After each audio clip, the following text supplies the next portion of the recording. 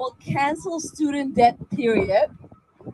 We are here to tell the president that with the stroke of a pen, he can and should and must cancel student debt, period. We have 45 million people in this country who are shackled with student debt.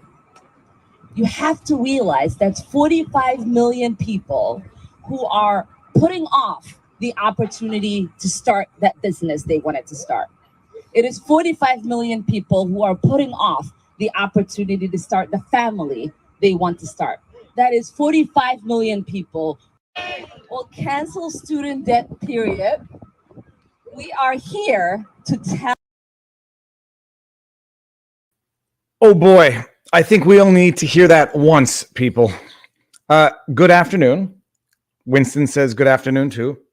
Good afternoon, everyone. I am Winston, your overlord. All pay homage to Winston. Oh, you saw my mouth moving there. Oopsie doodle. How's everyone doing? Short notice, and I had some trouble getting stuff together this morning. Oh man. I popped onto the Johnny Depp trial on Rakeda. I think I have a problem. I have a psychological problem now. I cannot stand listening to the trial, not on a substantive basis, on the basis that things move so slowly. And I cannot, I know it's my problem. I know it's something that is probably not a good problem to have. I'm listening to them. First, it's fun to watch.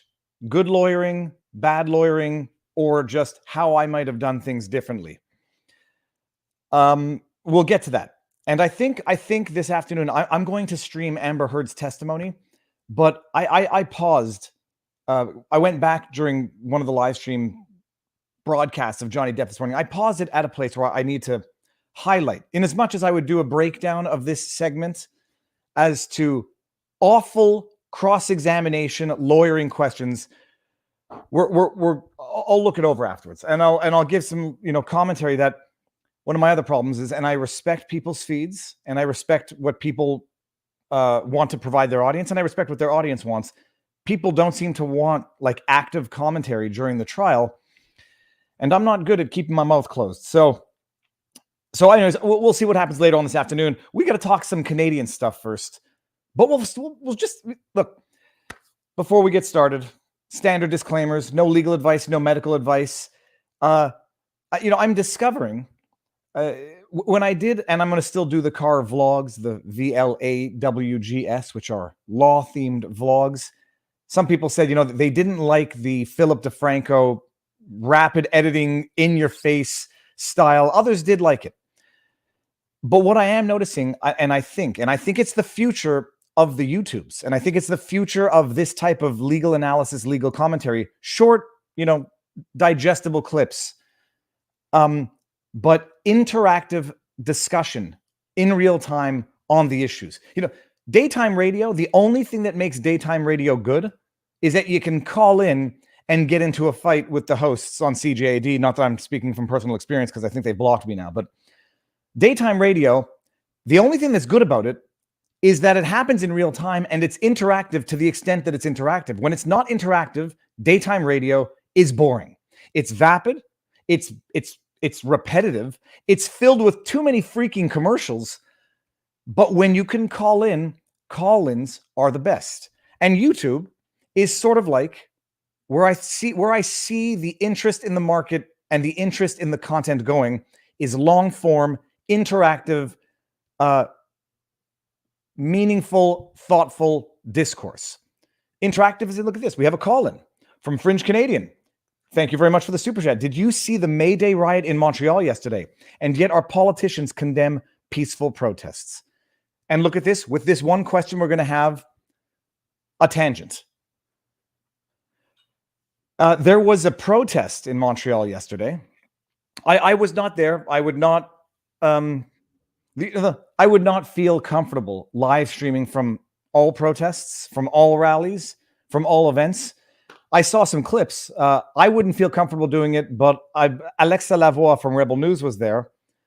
And, I think she was there. I am fairly certain the clip that I saw came from Alexa Lavoie, which is Alexa the voice, because La Voix. La Voix in French, by the way, is either the voice or the road. La Voix, like a path. There was a protest in Montreal yesterday, and, got violent real quick, like just smashing windshields. And maybe it only happened on one block and it didn't characterize the entire protest. No one deemed it to be an occupation. I doubt there were cops there taking pictures and going to prosecute and detain everyone for months on end for mischief charges or actual. I don't know if it got more serious than that, but no, that's it. It's just like it's not parallel legal systems. It's just two-tier legal system, political slips for some and detention for others. So yeah, no, I saw it. It's not the first time. I don't know how long ago it was now when they tore down the statue of Johnny McDonald, I believe, in downtown Montreal. When they had the Wet'suwet'en protest, they didn't get violent, but they certainly weren't declared occupations. They certainly didn't prosecute people for blocking traffic for hours. But no, I saw it. It's it's I don't know who goes to you go to these things to document, and it's literally at your own risk and peril. Whereas you go to Ottawa for 3 weeks, and the CBC got a hard time. They got called names, but that's pretty much all they got called. I walking through that racist, xenophobic, transphobic, anti-Semitic protest, I actually had never felt safer in Ottawa. I felt safer walking around during the 3 weeks of the protest to live stream, the 2 days over the weekend, than I did walking through Rideau Street when the cops were no longer there and Ottawa looked like Ottawa typically looks. The homeless people everywhere, people on drugs, people in mental distress, not being taken care of, being left to the Salvation Army. But I ranted about this yesterday, so I won't do it again. Not sure the current topic, but last night with Barnes on Ukraine, see if you can do. Oh, Lara Logan. We were supposed to do an interview. I'm gonna get back to her. Reporter with the military who knows about Lara Logan. For any of you who haven't watched her, amazingly insightful. Disagree with whomever you want. It doesn't mean that they're not insightful, well-researched, well-presented, and courageous. Lara Logan is all of those things. Agree or disagree with what she has to say. People seem to be of the opinion now that if you disagree with someone, they have to be bad and you have to be good and virtuous. And I'm not saying this to you watching. I'm saying this to others who may not be watching or listening. So Lara Logan is definitely on the list of interesting people to see and speak to. It's going to happen. It's going to happen. Now, but let's just go back to Ilhan Omar and the I mean. There are so many things. I try to be fair. I do be fair. I am fair. I will see the other side of the debate, even if I don't agree with it. I will argue and steelman the other side of the debate, even if I don't agree with it. And I'll get into it here. But you have to listen to this and appreciate the arbitrariness of it, the political opportunity of this. And I'm going to stop at a few points just to highlight my points. Well, cancel student debt period. We are here to tell the president that I would love someone who knows just to determine the value of the clothing that she's wearing. Like, and the shoes, the jacket looks very, very fancy. There's nothing wrong with fancy clothes. There's actually nothing wrong with accumulating personal wealth. There's actually nothing wrong with being paid for the work that you do. Where it becomes a problem is when you say, you go pander to the people who can't possibly ever afford this either now or in the future. And you dress in an ostentatious manner while appealing to the people who, you're politically profiting from and, financially profiting from. But okay. If anyone knows how much that jacket, I don't think we can see the shoes, but the jacket looks potentially identifiable and potentially expensive. With the stroke of a pen, he can it. We are here to tell the president that with the stroke of a pen, he can and should and must cancel student debt? No, I mean, I don't mean to state the obvious to people who know the obvious already, but if you cancel debt that someone owes someone, you're not canceling it, you're transferring it.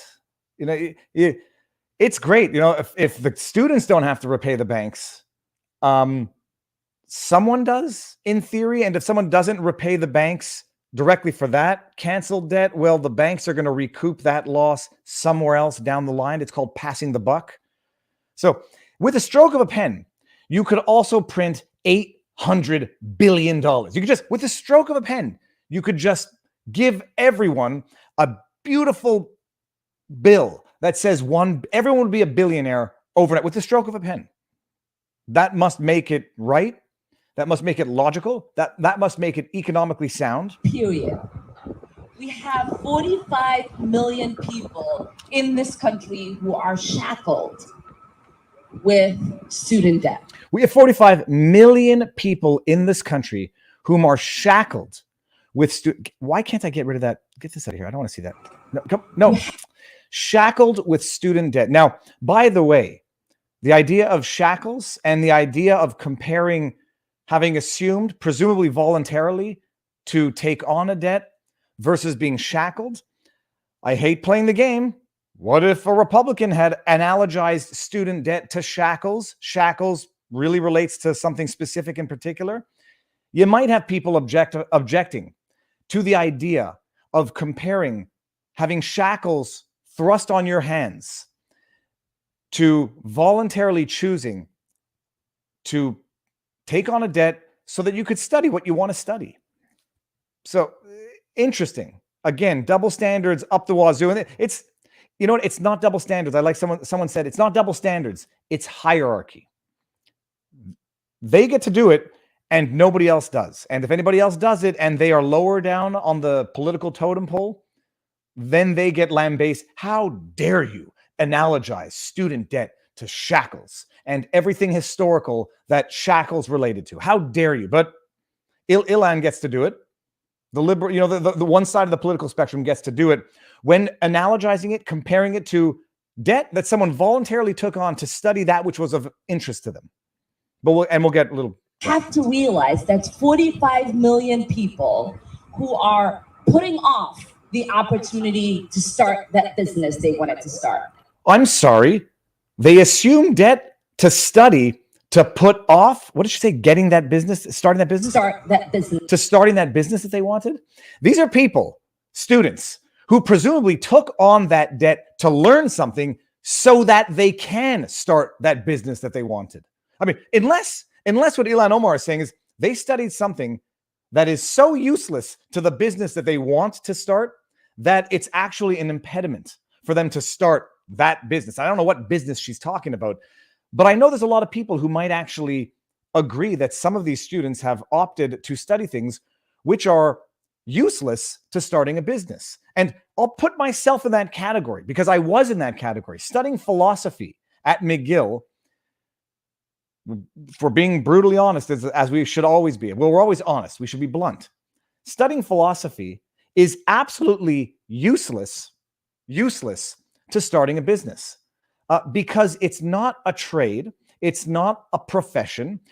Studying philosophy as an undergraduate degree is about training the mind, learning how to learn, learning how to succeed in university so that you can then take those skills and then presumably go get a second degree, a professional degree, a graduate degree. So you learn how to study, you learn how to do what the teachers want you to do, regurgitate the information that the teachers want you to regurgitate. That's what school is. I mean, despite, all the other stuff, that's what school is. Studying philosophy is certifiably useless to starting a business. Maybe it will teach you how to think critically. That's true. But in terms of starting a business, you need to learn specific knowledge unique to a business, that business, or business at large, hence an MBA. So you go get the philosophy degree, which is useless on its own, except to train you how to think, and then you go get an MBA afterwards. I know the argument. Not everybody has the privilege or the luxury of doing a useless MBA to then get into a professional trade or a professional degree.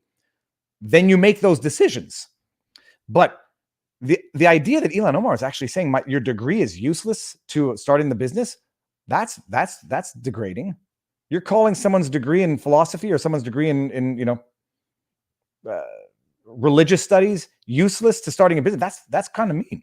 Putting off the opportunities to start that business they want. They studied to invest in that business that they wanted to start so that they would be better at it, so they could make money doing it, and then presumably repay the debt that they assumed to get that investment into their education to start that business that they wanted. Moving on. To start. It is 45 million people who are putting off the opportunity to start the family they want to start. Having debt precludes you from starting a family. That is 45 million people. So that's interesting. I started a family. We were quite heavily in debt at one point in time.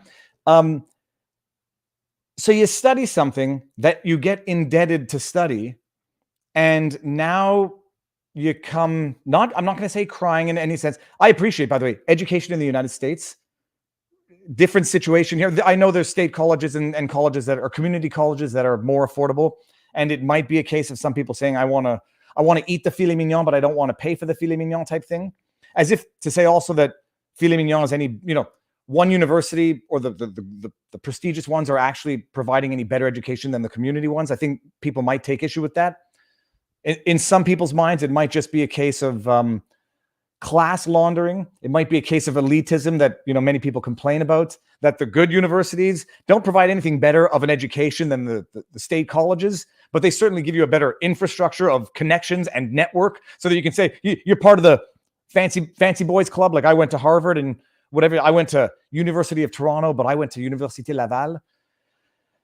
So there are, from what I understand, alternatives, but people might be wanting the filet mignon but not paying for it, or they order the filet mignon and then the bill comes and like, I can't pay for this. I want filet mignon forgiveness. But the underlying, the truly fundamental underlying question is, why only student debt? Like, why only student debt? I appreciate the argument that education is a right. It should be provided for as affordable as possible, especially to those who don't have the means to pay for it. Because if someone who doesn't have the money to pay for an education can't get an education, that's a vicious circle out of which one can never escape. But as far as I understand, there are alternatives in the States. It's not exactly what in the States. Everyone thinks that healthcare in Canada is totally free, totally awesome, and that's one of the misconceptions of Americans to Canada. And in Canada, people think like, oh, you can't possibly get an education unless you go to Harvard or spend $40,000 a semester, which is also not the case. So right now we're in this circumstance where the new political token is to say, let's forgive student debt, but no other debt. There's obviously political opportunism there. And why? Because promise to give things for free to a younger generation that doesn't necessarily understand nothing is for free. You can get their vote for now.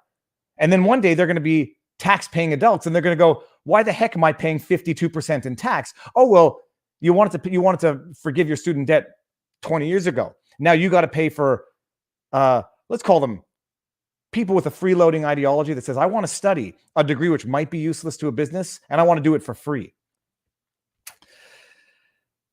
I'm going to get to the actual steelman of why forgiving student debt in particular, as far as I understand it. The question is, though, why only student debt? Why not mortgages?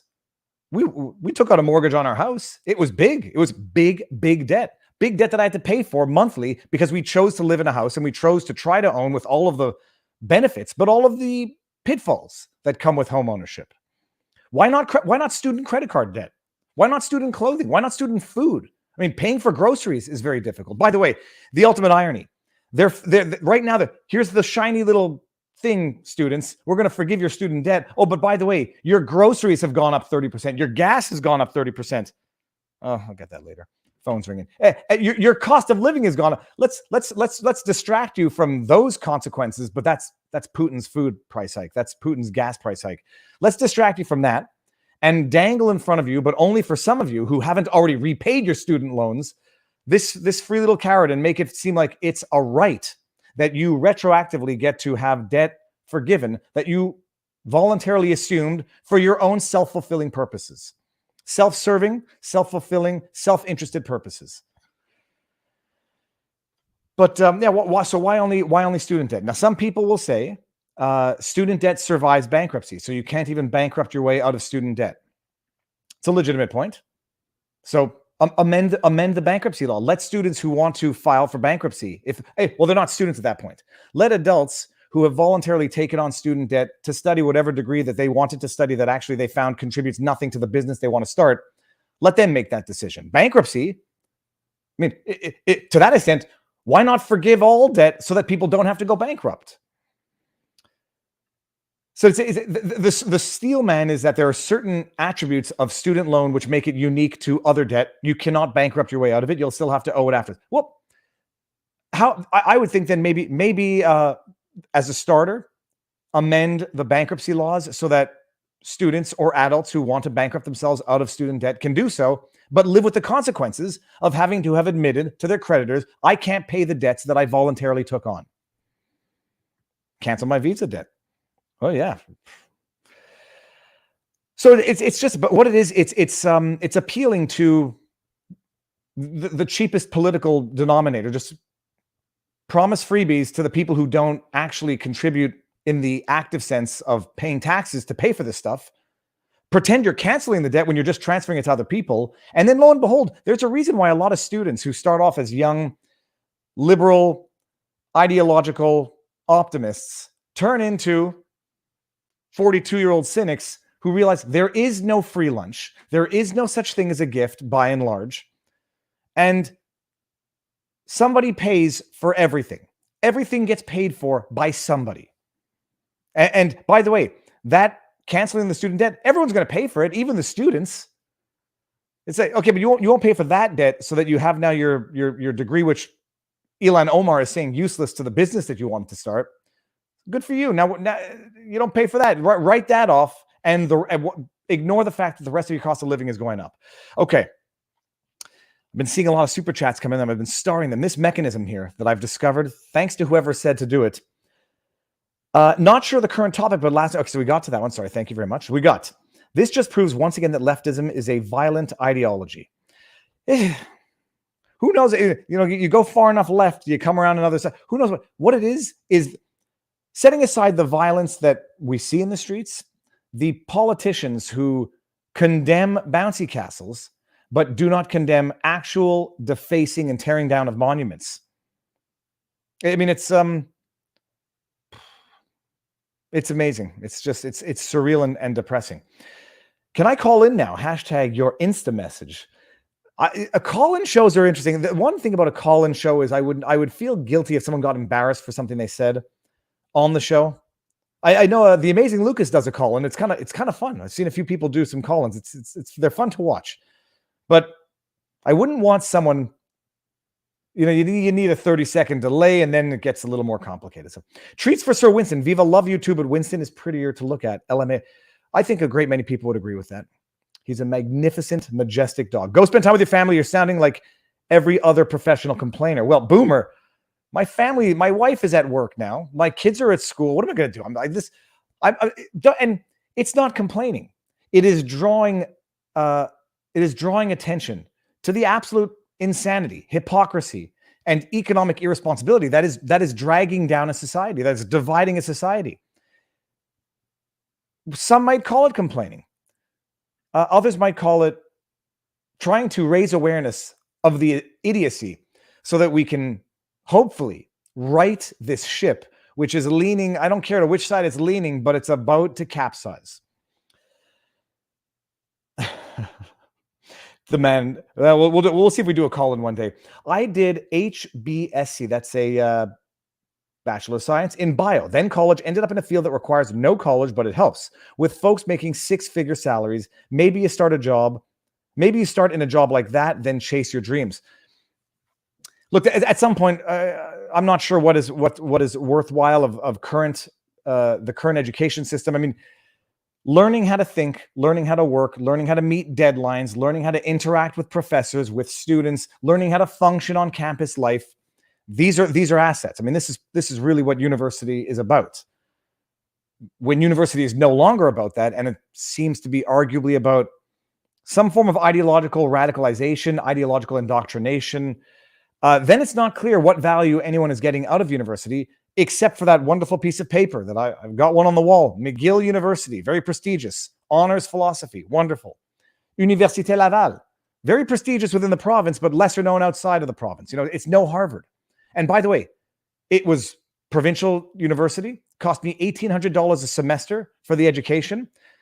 I paid for rent. It was $600 in Quebec City a month. This is a little while ago. Came out, got a job as a lawyer, and, you know, in theory, things worked out. Except I hated the practice of law, but that's a totally different thing. Anyway, so that's it.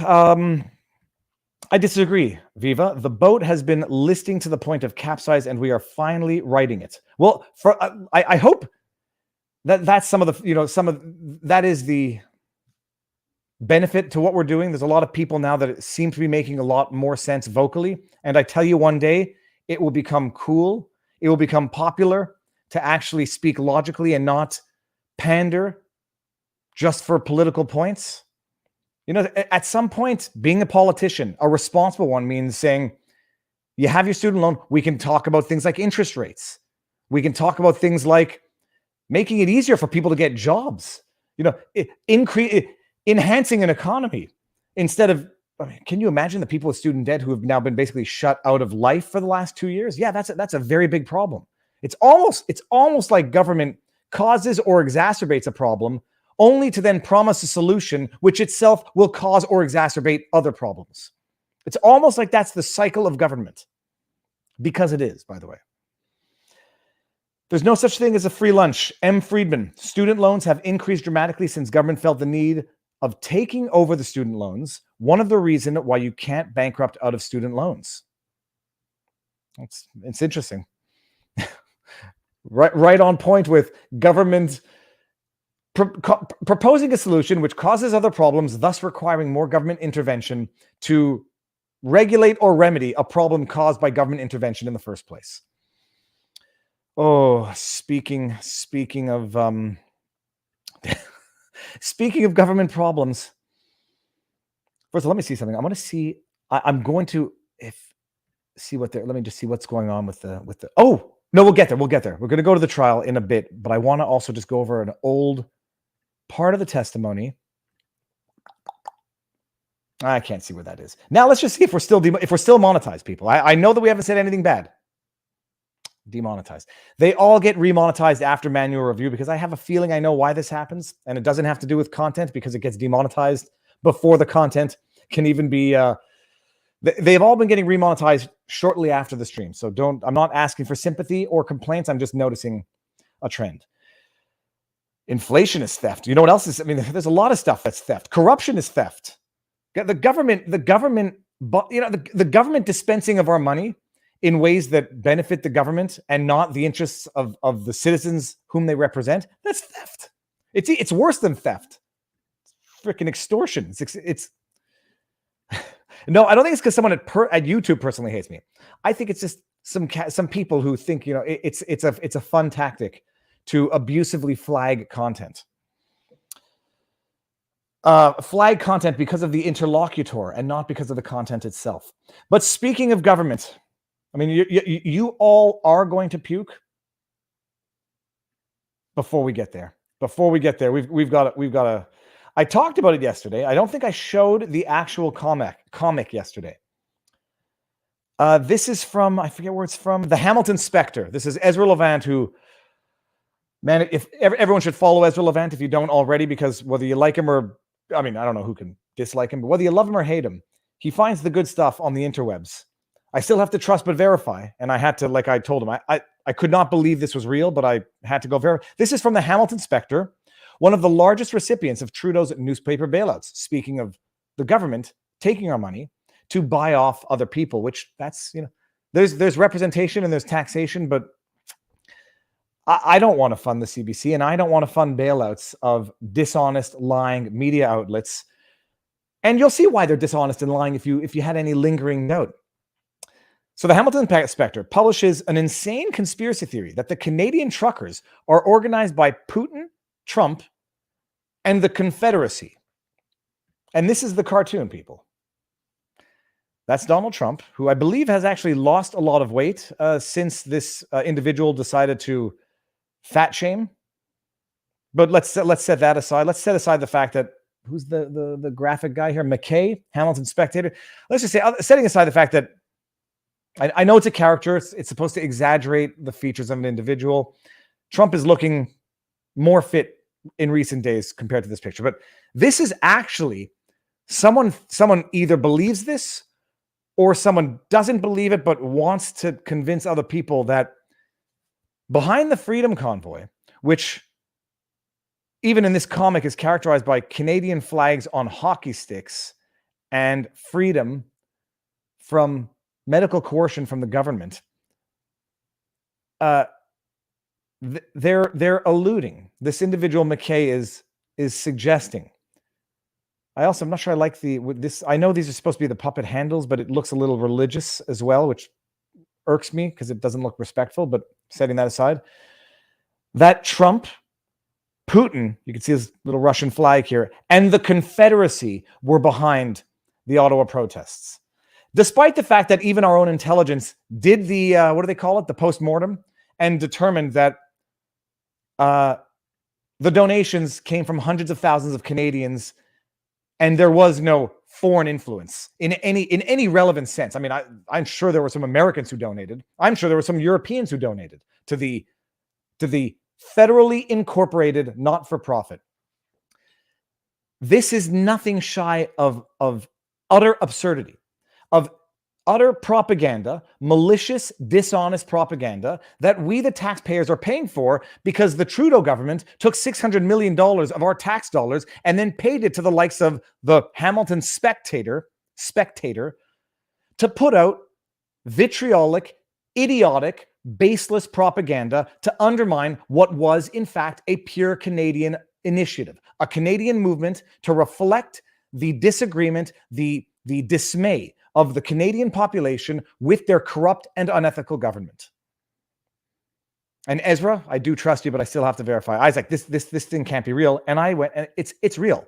This comic was so absurd, I actually had to verify on my own that it was for real. Holy crab apples. It's utterly detached from reality. These are the same people calling others conspiracy theorists. Appreciate this, that the political likes of the individual behind this comic and the publications that publish this comic call other people conspiracy theorists. What is the entity of the Confederation? I'm curious. What is the organized entity that even exists that would have, could have, or did according to, what is that entity? It's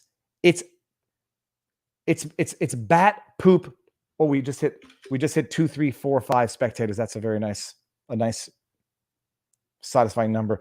It's lunacy. It's lunacy. And it's now lunacy that is being funded, at least in part, by our taxpayer dollars. Canadians protesting draconian, abusive, unconstitutional government measures from a corrupt and unethical government. One dude who's funded by that unethical, corrupt government is suggesting that it's Russia, Trump, and the Confederacy. Which brings us to, as far as I'm concerned, the worst person in the history of Canadian politics. I don't, admittedly, my understanding of Canadian politics might be limited. Maybe there were worse politicians in the history of Canadian politics. I don't think so. In fact, hold on one second. Before we even get here, I'm going to go to YouTube. I'm going to go to details. I'm going to go to the chat. I'm going to set up a poll right now. And it's going to be a very straightforward question. Is Justin Trudeau the worst person in Canadian politics? And I'm not going to be funny and say yes with turtles. It's going to be yes, no with turtles. And yes with turtles. And because some of you might not want to express an opinion, just show results. Is Justin Trudeau, let's make sure there's no typos, the worst, I'm going to add one for the worstest You see, the worstest person in Canadian politics. Yes with turtles, no with turtles, just show results. Ask your community. Let's see. Winston is having a dream, it seems. He might be having a nightmare given the subject matter. But let's just go see. Let's just go see what Justin Trudeau had to say. Where is? Hold on. What? Listen with empathy. Okay, so this is the window. Look at what Justin Trudeau actually had the audacity. To tweet. I mean, it will make you puke. I'm just going to go flag. Oh my God, I got the first vote in. Wow. No. You probably think you did because there's probably a lot of people who think that they got the first vote in. But hold on, let me get that comment off the screen. Let's go see what Justin Trudeau. I mean, picture his face and picture his voice when he says it. No matter who you are, the past 2 years have probably been difficult. You know what? This is a moment of actual inadvertent honesty. No matter who you are, the past 2 years have probably been difficult. Unless you're Justin Trudeau. They haven't been difficult for Justin Trudeau. They haven't been difficult for, who's that woman in Eileen P. Davila, who's been getting paid $350,000, the chief medical officer of Ontario. $350,000 a year, hasn't missed a paycheck while they lock down Ontarians. It hasn't been, I'm sure it's been hard for Dina Hinshaw, but maybe for other reasons. It hasn't been hard for the politicians who have benefited tremendously from all of this. They've got their raises, they get their paychecks, they get their vacations, they get to travel while we don't, they get to cross provincial borders when others don't, Justin Trudeau. They get to go to the vacation on St. Bart's Island, while posting pre-recorded videos saying we've all got to celebrate Christmas differently this year. A dude actually did this out of Ontario. They get to travel, they get their paychecks, they get their vacation, they get to see their family. So no matter who you are, the past years have probably been difficult. Yeah, unless you're Justin Trudeau off in Tofino on the beach, heli skiing. I mean, at least spring skiing. He's been skiing. You can tell by the tan on his face in one of those videos. But sorry, I digress. No matter who you are, the past 2 years have been difficult. So as we mark Mental Health Week, let's hashtag get real. And I don't know what this is. This thing right here. Let's get real. Green hearts in a green circle with each other. Let's check in with our friends and family. He's stealing my line from my vlogs. Check in on friends and family. Make sure everyone around you is doing well. Unless you're the prime minister. Then you just bring in the police. And listen with empathy, because no one should suffer in silence. This is the guy who all he had to do was listen to the protesters that protested outside of Ottawa. All he had to do, let me just get back to the in your face, rubbing your face in poop hypocrisy. All he had to do was listen with empathy. All he had to do was discuss with people who have been suffering, with people who have had a very difficult 2 years, with people who he put out of jobs, with people whose kids he masked up, locked down, barred from playing sports because of their medical status. All he had to do was listen with empathy. What does he do? I don't need to show you those videos again. What does he do? He absconds from his duties. He absconds from Parliament Hill. He goes into hiding, literally. He might have had COVID. He alleges to have had COVID at the time of the protest, goes into hiding. Does it not dignify his fellow Canadians with so much as listening to their grievances? But why would he have to? That was actually just Putin, Trump, and the Confederacy talking. It wasn't Canadians. No, he doesn't listen to them. He deploys the police. He physically abuses them. He psychologically abuses them. And then he criminally prosecutes them to the fullest extent of any broken, corrupt, authoritarian banana republic. This is the guy now, after he's beaten Canadians, literally and physically, through his police force. after he's prosecuted them, after he's detained them indefinitely. This is the guy now telling us to check in on our friends and family, listen with empathy, because no one should suffer in silence. It's oh, and by the way, let's just see where I responded. Let's just see how far down this thread we're going to see my response, which I know, based on engagement, should not be down on the bottom. Oh, here it is. 224 retweets of my response to his tweet, which, how far down do we have to go? 1, 2, 3, 4, 5, 6, 7, 8, 9, 10, 11, 12, 13, 14, 15, 16, 17, 18, 19, 20, 21, 22, 23, 24, 25, 26, 30, 31 down. Makes sense. Yeah, there's definitely no downgrading. This is all organic, the way it happens through engagement. It's all organic. If you think otherwise, you're one of them. Listen with empathy. Unless it's protesters on Parliament Hill, then unleash the police, beat the ever-loving crap out of them, pepper spray them, strip them of their civil rights, freeze their bank accounts, ruin their lives. You are awful, Justin. Truly awful. And I, at the protest, Rolling Thunder, the rally over the weekend, there were people saying it's not even too late for Justin to be redeemed. Everyone can be redeemed. I'm not even. You all know me. Some of you don't even like the fact that a year and a half ago, I was prepared to forgive Jussie Smollett if he were to, ask for forgiveness, apologize. A year and a half ago, the thing about being bad, the thing about being wrong, the thing about being, I won't say evil, although I'm thinking it, but the thing about being abusive, or just being an outright bad person. Or making mistakes, is that the longer they go on, the longer is the path to, is it redemption? Someone said it wasn't redemption. The longer is the path to, not reconciliation. What's the word I'm looking for, people? The longer you've been a jerk, the longer it takes to come out of it. The more you have to do to establish that trust that you spent so long violating. And just taking Jussie Smollett by way of example. That went on for so long. For him to redeem himself, it's not just a question of an apology, and it's not even just going to be a question of a month. It's going to take years to rehabilitate, because trust is something of a structure. Trust is something of a structure that, once you destroy it, you have to build it back up again. So Justin Trudeau, unfortunately, there's short of resignation, outright apology.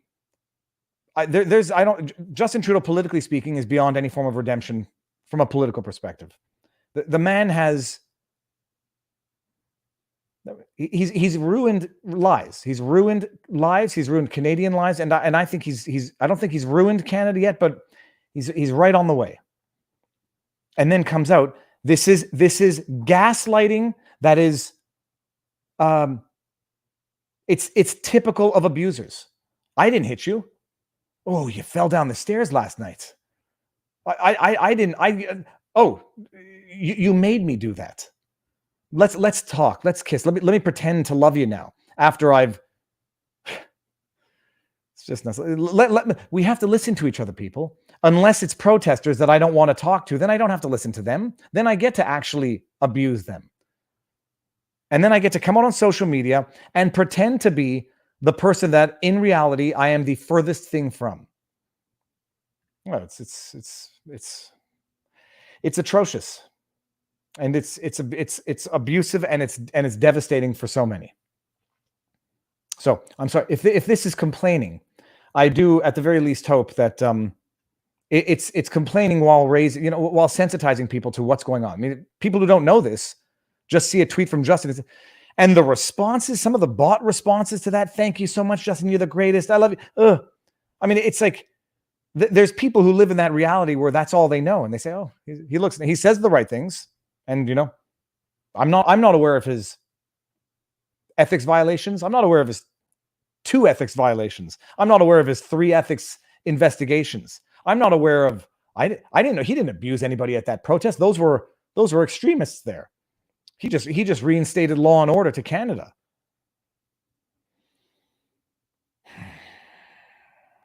No, that it's enraging. There's no other way to describe it.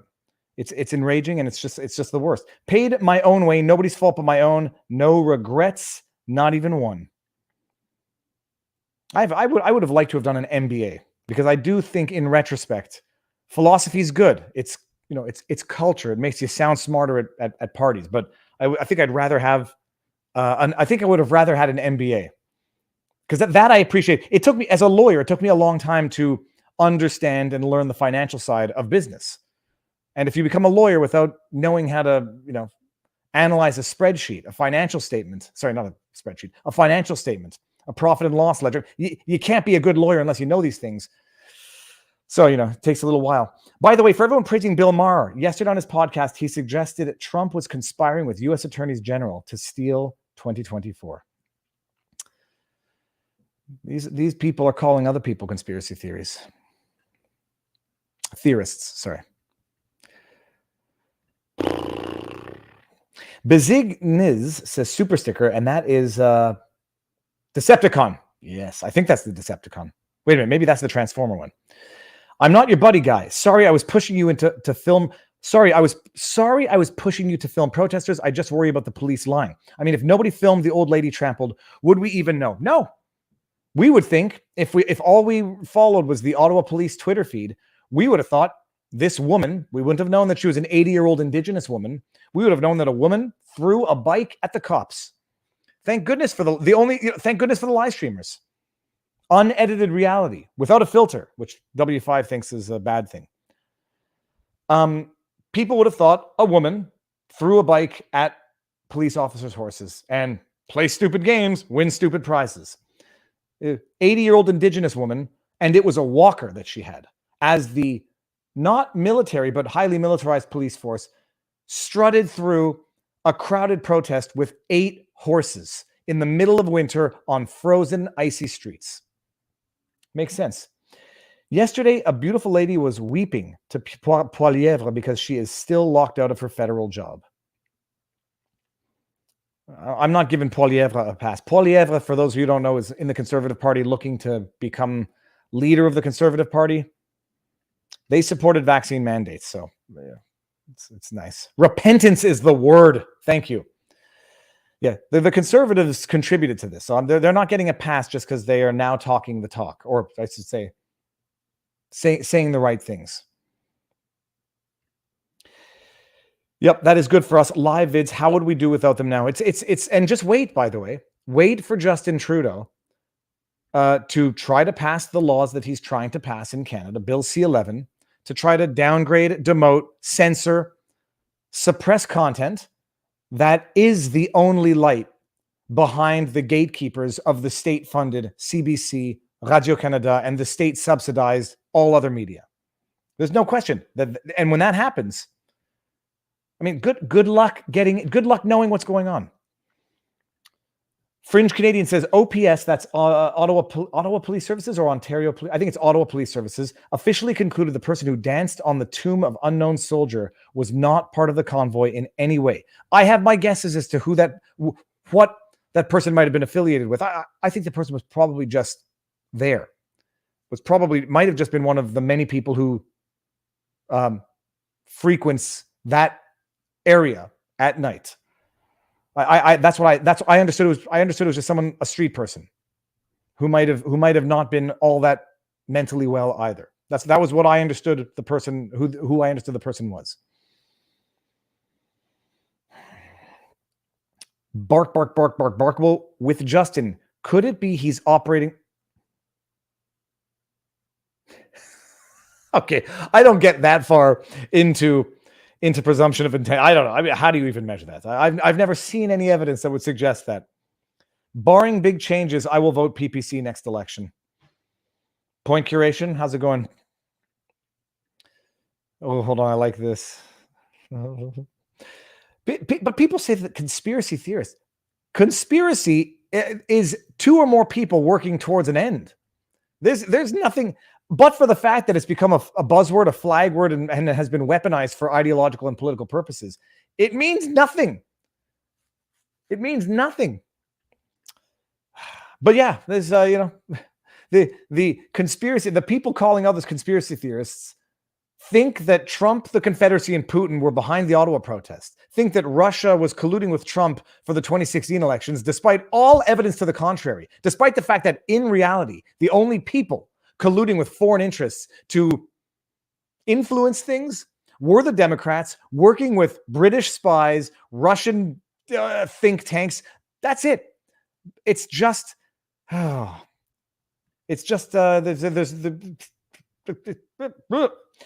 your conservatives are like a neocon rhinos here in the US, part of the loyal to the machine opposition.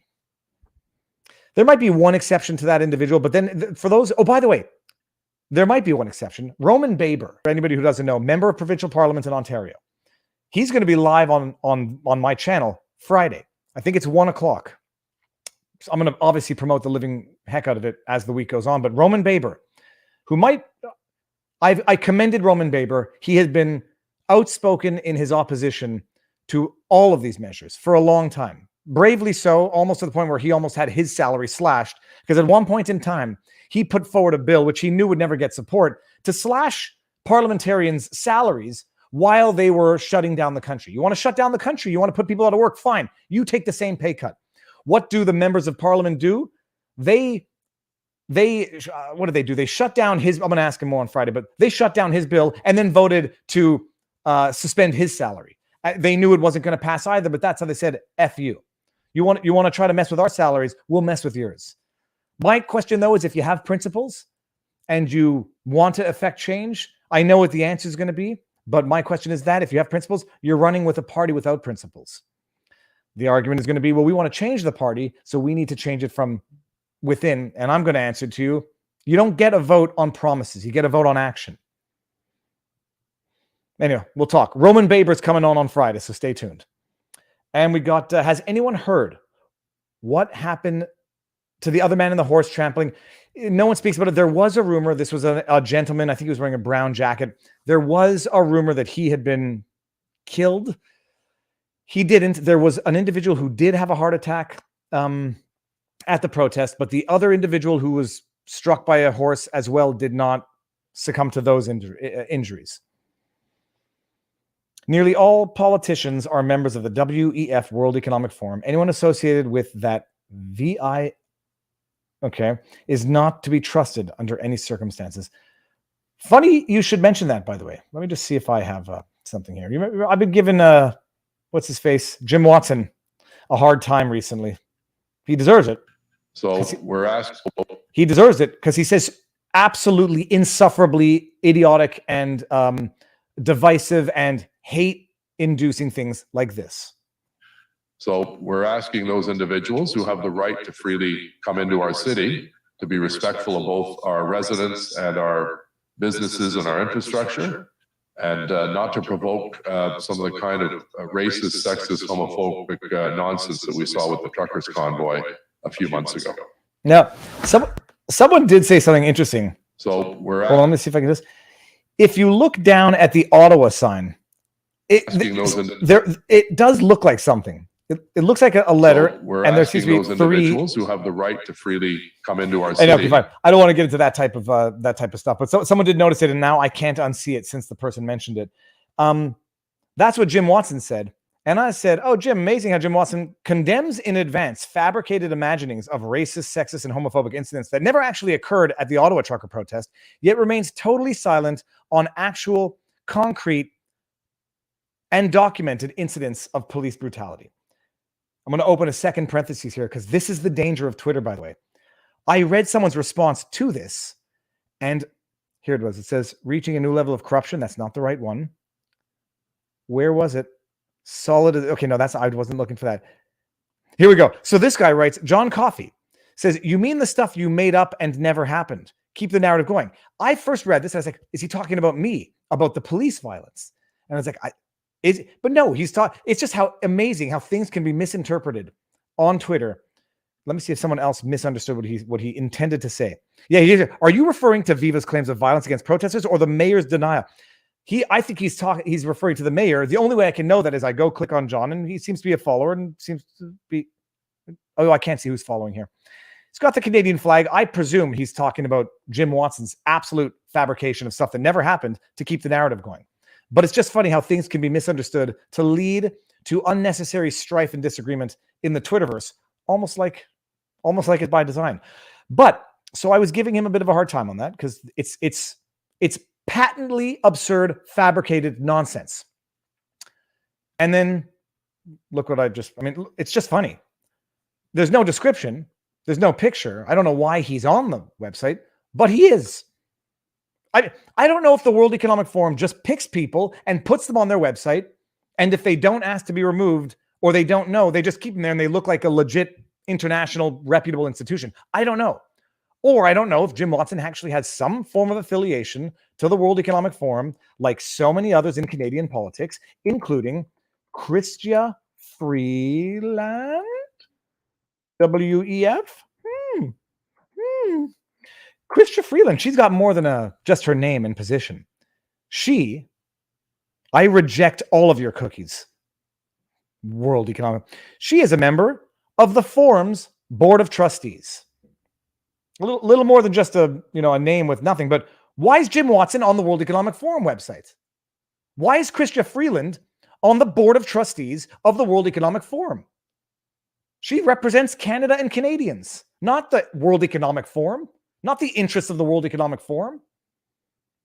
Anyhow, turns out Jim Watson's there too, for whatever the reason. Jim's on it. Oh, I see. Oh, hi, Jim. Goodbye. So yeah, interesting. I don't understand how it happens. I don't understand why it's happening. I don't understand what it means. I just don't like it. I know that I don't like it in as much as I don't understand a lot of stuff about how, why, and what. But it doesn't look good. It doesn't smell good. And I don't like it. I know what you're doing right now, and I don't like it. Who gets the movie? That's an obvious one. Singh must be compelled to break with these Singh is a WEFer. Singh, hold on. Singh is one of the young global leaders. Let me just show everybody so that nobody accuses me of making something up. Which one? I got to get this from. Crap. Let me open up another window. Hold on. No. We have time. What I love about these live streams is the pace is a little slower. We can have a few seconds of silence. Jagmeet Singh, WEF. Got a very, very nice bio. The WEF is doing good by Jagmeet Singh. And his pronunciation of his name is Jagmeet, and here we go. And just to show my homework, people, you go to Google, you click on the link, it's there. Jagmeet Singh and look at this beautiful bio. Why is Jagmeet Singh on the WEF website? Does the WEF think that they are the government of Canada? Like it's one thing, either they think that they are the platform to host our elected officials, so they somehow represent or have anything to do with Canada, or our elected officials are going and pledging loyalties or providing loyalties to an international organization that has no elected business in our country. It has no elected influence in our country. It has no business in our country or in our politics. Jagmeet Singh is there too. Don't know who didn't know that. Okay, so Pierre Trudeau, founding member of Club Rome. Yeah, I don't know enough about that. I know Robert talked about that. I don't know what that is. Spoke about you, HJ. Spoke about you and Rebel C11. Have you spoken in depth yet? God bless your family from Barrie, Ontario. Siri Alexanderful. I think I'm going to do a piece with Alexa. She asked, my opinion on my concerns about Bill. Oh, no, it was Bill 15 in Quebec. C11 is the one that wants to regulate it's Bill C10's, bigger sibling now. Olivia Lucia, thank you very much. And accuse your opponent of what you are doing to create confusion and to inculcate voters against evidence of your own guilt. I looked this up. I'm not your guy, buddy. I'm not your buddy guy. I don't think it was Saul Alinsky's Rules for Radicals. I think the accuse your opponents of doing what you are doing is actually Joseph Goebbels, the guy, the Nazi propaganda minister. I think it actually originated with him. I don't think it was one of the 13 rules for radicals. But I only learned that because someone challenged me on that, and then I learned. In 1997-2000, I volunteered alongside Pierre Poilievre, and know he's sharp, upstanding guy. From the CPC's point of view, he's their best bet. This doesn't mean I'll vote for him. Stephen Britton, thank you very much. No, I like him. He's definitely smart. He's definitely sharp, and he definitely, gave Trudeau the hardest time for all of his chicanery.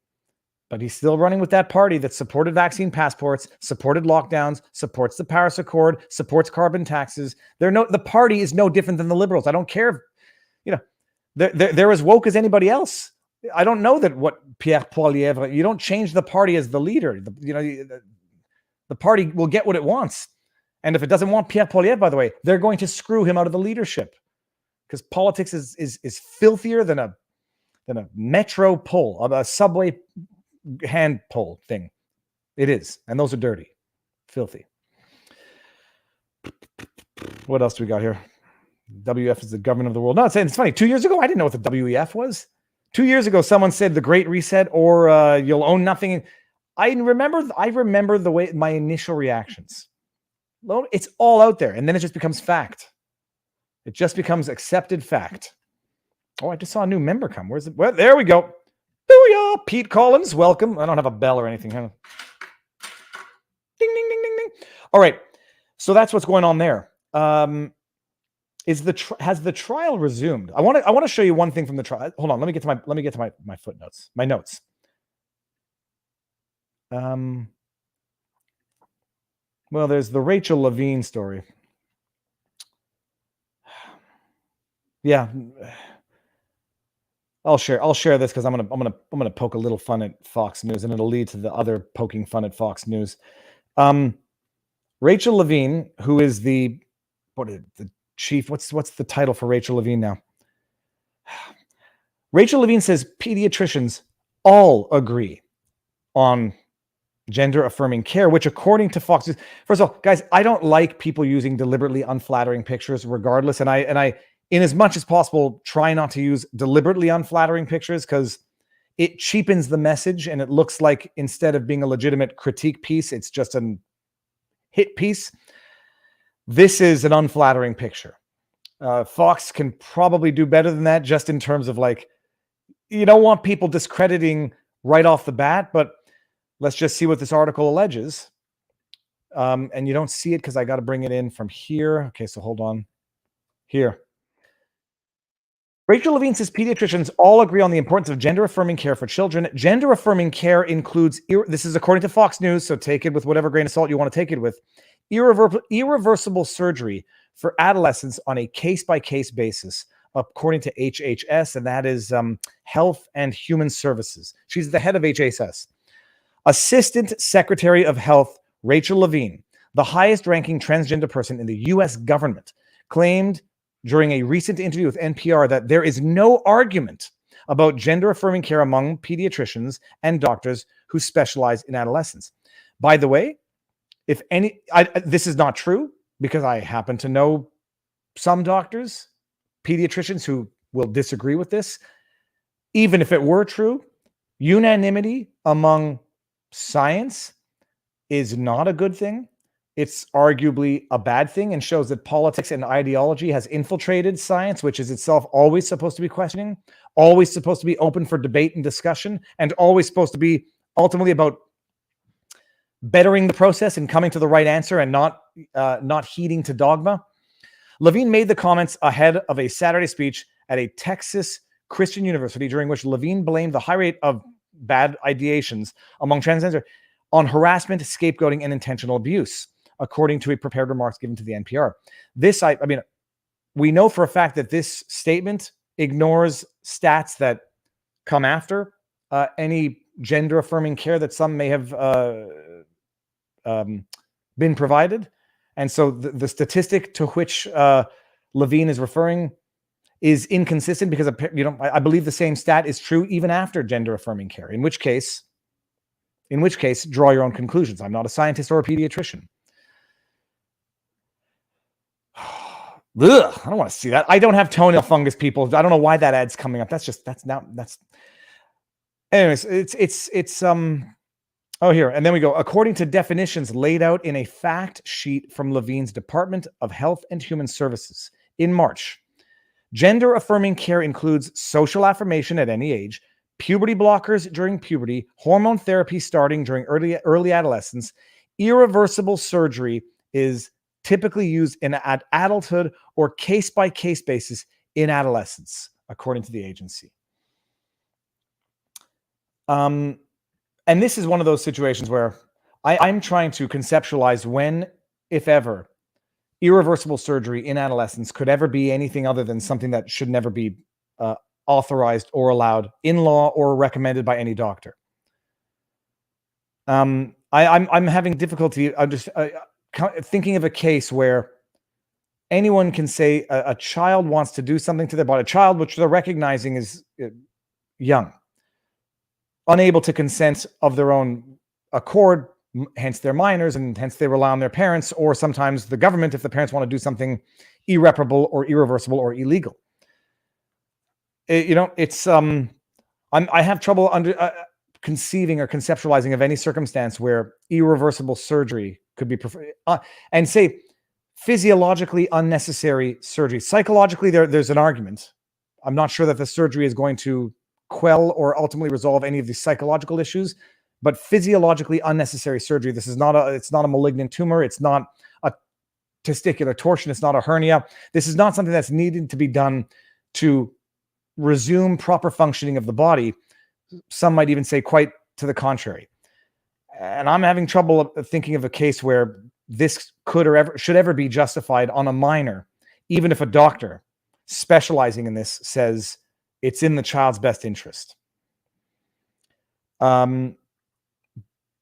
It's such a and that this has become the litmus test issue of modern discourse. You go to Levine's Twitter feed, you would think that Levine's only purpose in the position as assistant director of HHS is only this one issue.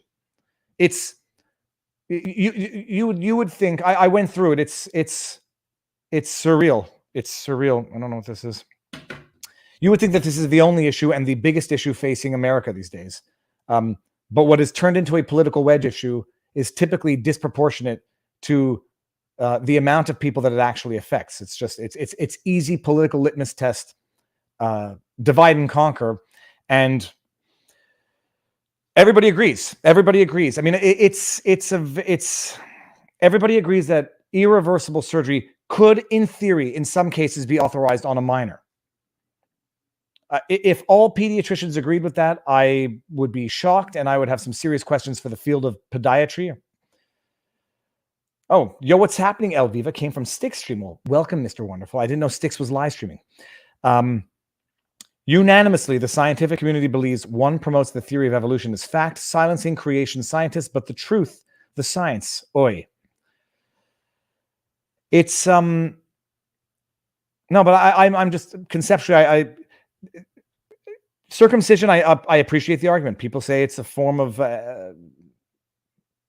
genital defacement. People, the circumcision is the most borderline of borderline cases in that it doesn't impede any proper functioning, at least male circumcision. Yeah, it affects. It's cutting off useful skin. Yes, there's medical reasons for which it could need to be done on a case-by-case basis. I appreciate the argument, but materially different in that it does not impede functioning. But again, I'll appreciate that some people don't agree with that and think it's on par with the rest. I would disagree, and we'll never agree on that because we agree on the disagreement of the fact, but then we just have our own separate opinions. But I'm having trouble appreciating or envisioning any circumstance where irreparable surgery on a minor for what is at its heart psychological distress issues is the right thing to do. But Levine says it's unanimous, and it's now become you know, anyhow, it's now become the political litmus test of our time, which determines whether or not someone is transphobic or trans tolerant, whether or not you think minors, even with parental consent, should not be allowed to do certain things to their bodies until they become adults. Okay. So that was the Levine, and then just the Fox News. Hold on, there was one other bookmark that I had there. So I got the article. Okay, but that brought us into another one of Fox News's wicked editorializing in the content, in the journalism that they produce. This is from Amber Heard, which is going to bring us into the next subject, but it's good.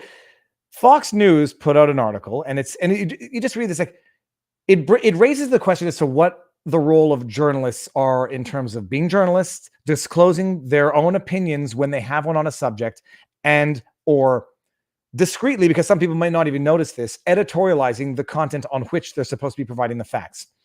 This is just an excerpt from the article.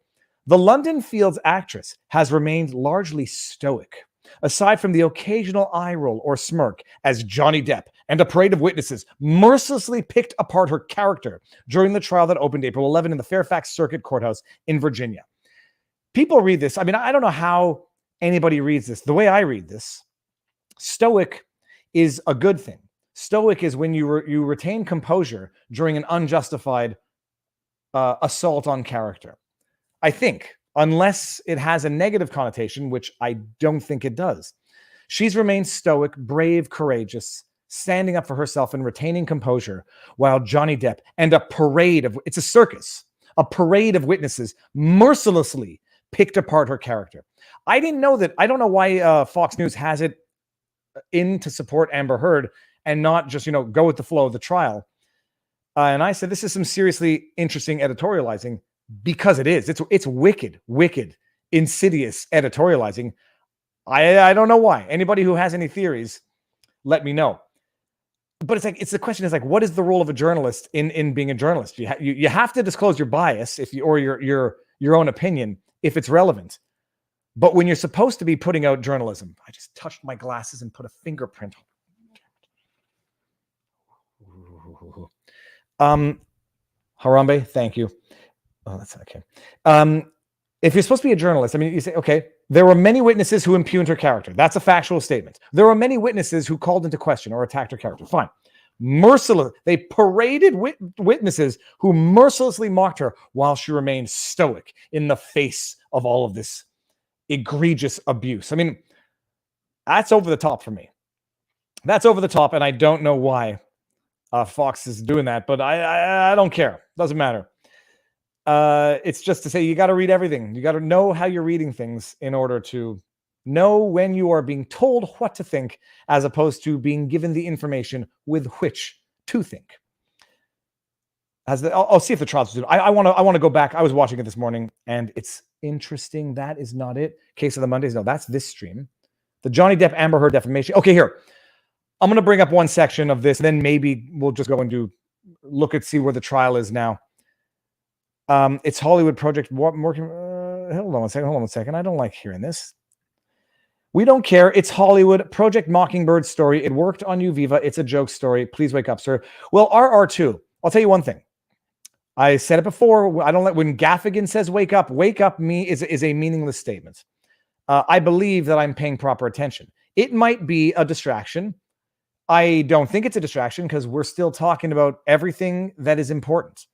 It's not because something might be less important or more Hollywood that it becomes irrelevant. There's something to learn from this in terms of the practice of law, in terms of how to ask questions, when a cross-examination is going bad. And there's still enough time in the day to deal with all the other stuff like Ottawa, which I did, covering all of the important lawsuits, which we did last night for 2.25 hours. So there's time in the day, but fun is fun nonetheless. And there's always time in the day to have fun while learning. What is this? Stoic refers to someone who has not easily aroused. Okay, I'll have to Google that. But it's theater.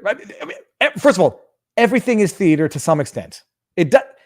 you can learn something from everything. And if you don't learn something from everything, then you're wasting opportunities regardless. But I want to show this part of the cross-examination where this is bad lawyering and this is bad practice. And it's just, you can learn from it. This individual who we're looking at, I'm not making any jokes. The chat was making enough of the jokes then.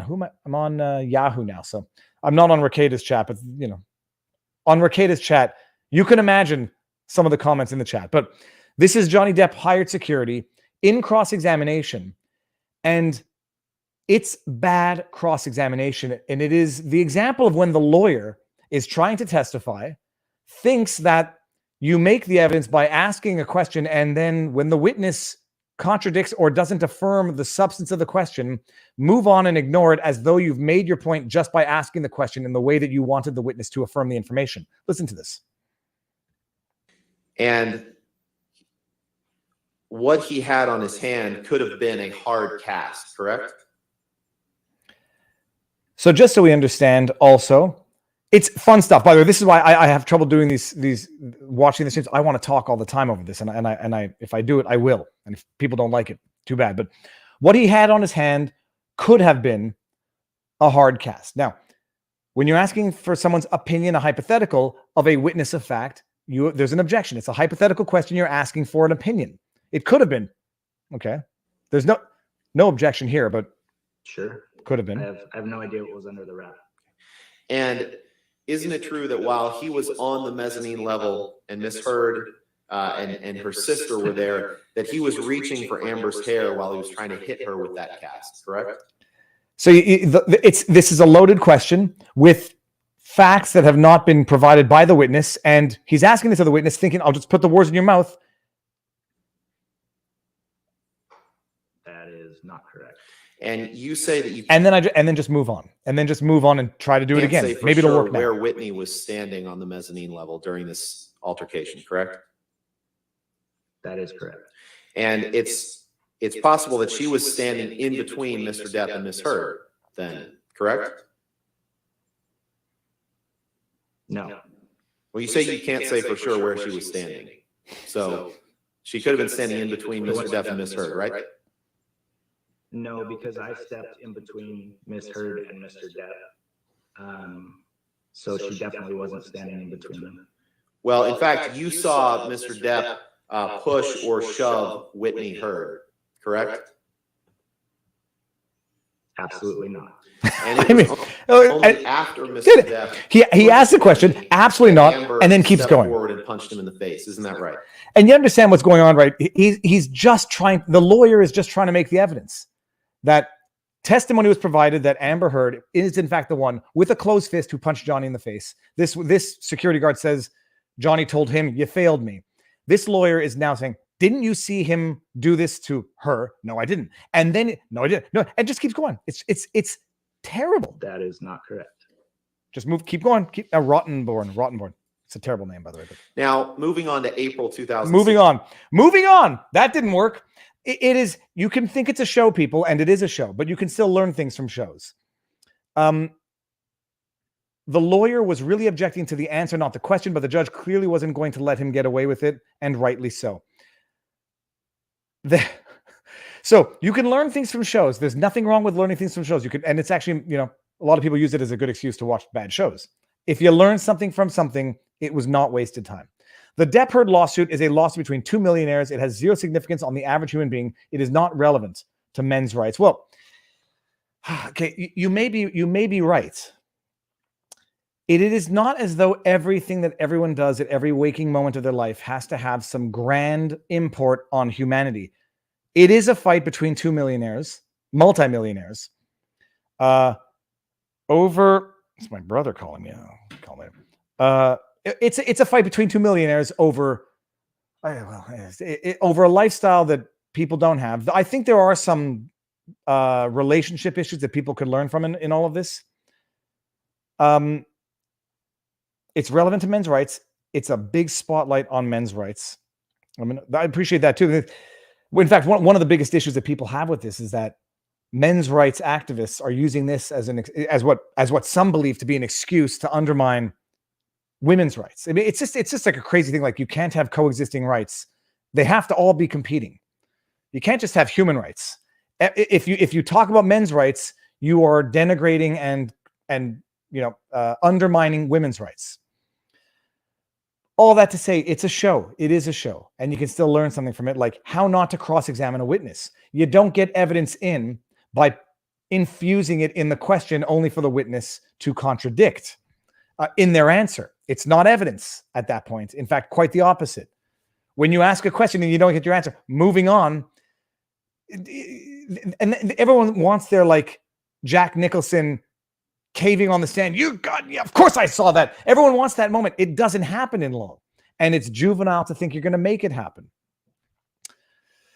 So, anyways, that's it. I was watching that. It's fun to watch. I just, on the streams, people are too sensitive about talking. Not too sensitive. People don't want the commentators talking over the trial so much. So, I mean, I say, show or not, I don't want to. I can't sit in front of my computer and camera and live stream and not talk and say what I'm thinking at that moment. If JD can't get justice, no one can. But bear in mind, STFU, FFS, everybody knows what that means. This is for defamation, and so the question is, again, not the men's rights issue or the fact that men are sometimes abused in relationships by women, even though people think it can't happen. This is the defamation case at the end of the day, and the question is going to be, sufficient truth. Is the truth no worse than? Is the truth no worse than the lie? That's going to be one of the other interesting legal questions. Is the truth in this case just as bad as the lie? We saw it in the CNN versus Project Veritas case, which is also a show, people. It's a show that has more political importance. It's a show that has more relevance in terms of media and journalism, and arguably a longer lasting impact on the future of Western society. I agree with that. It's still a show. And in that CNN defamation case where Project Veritas was suing CNN for suggesting that he was kicked off of Twitter for providing misinformation, and CNN files a motion to dismiss, and their argument in that motion to dismiss is, okay, look, maybe he wasn't kicked off of Twitter for providing misinformation. He was kicked off of Twitter for providing private information, for doxing an individual. And the judge granted the motion to dismiss on the basis that the truth was, the lie was no worse than the truth. So the judge basically came to the conclusion that the lie, that Veritas was kicked off of Twitter for providing misinformation, was no worse than the truth that they were kicked off of Twitter for doxing an individual or providing private information of an individual, which in my mind is absolutely untenable. Accusing a journalist of lying or providing misinformation is far more defamatory than accusing a journalist of leaking private information or doxing someone. They both might make the journalist an a-hole, but one makes the journalist an a-hole and a liar. And if you're deemed to be a liar of a journalist, it kind of damages your business model. So I mean, in this case, there might be that argument that, what Johnny Depp, the truth of what happened in their relationship, that Johnny Depp called her names, would go into gave her as good as she gave him in terms of verbal abuse. The truth is just as bad as the lie that she was a victim of domestic abuse. We'll see. That certainly will be one of the legal questions. And there are important legal questions in this case. The thing that drives me nuts is you get a jury trial. You don't get a written decision that motivates the reason for which the decision is being rendered. Wow, I joined late. Actual work got in my way. And I just want to say I am not the hired security guard for JD. No, seriously. Well, he didn't have glasses. But I do see the resemblance. I would certainly go more with Isaac Newton for your avatar. Oh, man. Crack my back a little bit. CNN is not a joke. CNN would be a joke if it were funny. They are too dangerous to be a joke. Mr. Wonderful, anyone thinking this has value to the average man in a legal or any other sense watches TMZ way too much. Mr. Wonderful, I'm going to disagree with you. I respectfully disagree with you. And I also, TMZ, by the way, might be one of the remaining legit journalism sites. I mean, they at least post video stuff and uncensored stuff. But no, I think there's watching My Cousin Vinny will teach you something about law. It's funny, it's entertaining and educational. This, if you're interested in the gossip, no shortage of gossip. If you're interested in the law, there's no shortage of how not to conduct a cross-examination. Almost half of domestic abuse incidents are directly to the male partner, but men are constantly maligned. Last SC for the day. Thank you, Steve. And you know what? When Karen Stroud was on, I mean, she has. There are stats. There's stats on reporting, not reporting. There's stats on the type. I mean, these are discussions I don't like. I mean, I don't like getting into, but there's stats, and yeah. I mean, there's not. You all know Karen, and we had a fantastic discussion about it. Eyal Naman. I thought for a second it was Eyal Neerman. It might have been a Nerman. No, it's Neman or Naaman. Depends on the things which we don't see on the bottom, the vowels. Eyal, thank you very much. Love Mondays. Well, I tell you, going live on a Monday feels good. Viva Frei, dangerous for sure. Don't forget MSNBC, New York Times, Washington Compost. Yep. It's an amazing thing. You know, like Elon Musk buys Twitter. It's an affront to free speech. The world is going to crumble. Jeff Bezos buys Washington Post. I mean, I guess they're tacitly admitting nobody reads the Washington Post. People actually are on Twitter. Like one is actually relevant for influence, and the other one is just a rag that everyone understands.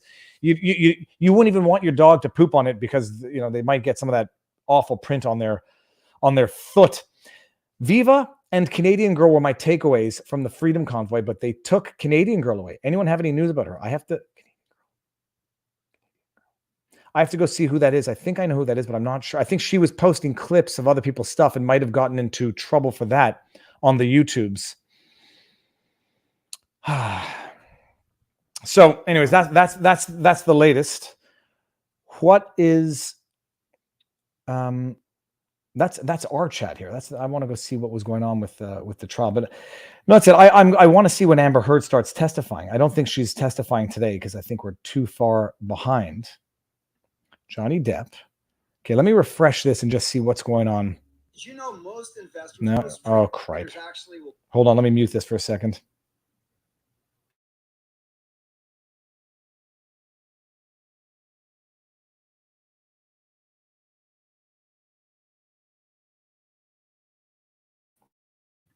They seem to be still on break, so let's just keep that in the backdrop. Although I'm not going to have time this afternoon to go into this in any meaningful detail until Amber Heard gets up on the stand.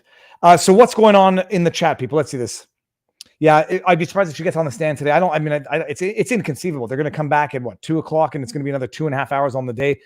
The other thing is you see how much time gets wasted in court. It's endless wasted time in court. Holy crab apples. My phone is going off the hook a little bit. Okay. Booyah. I'm looking for Rumble. That's what I wanted to get to. See if we missed anything. And people, if I have, let's see what else. I'm going to go back to my YouTube timeline, Twitter timeline. Live streaming right there. Let me just see if I missed anything here. I did not. Okay, good. Let's see what else is going on.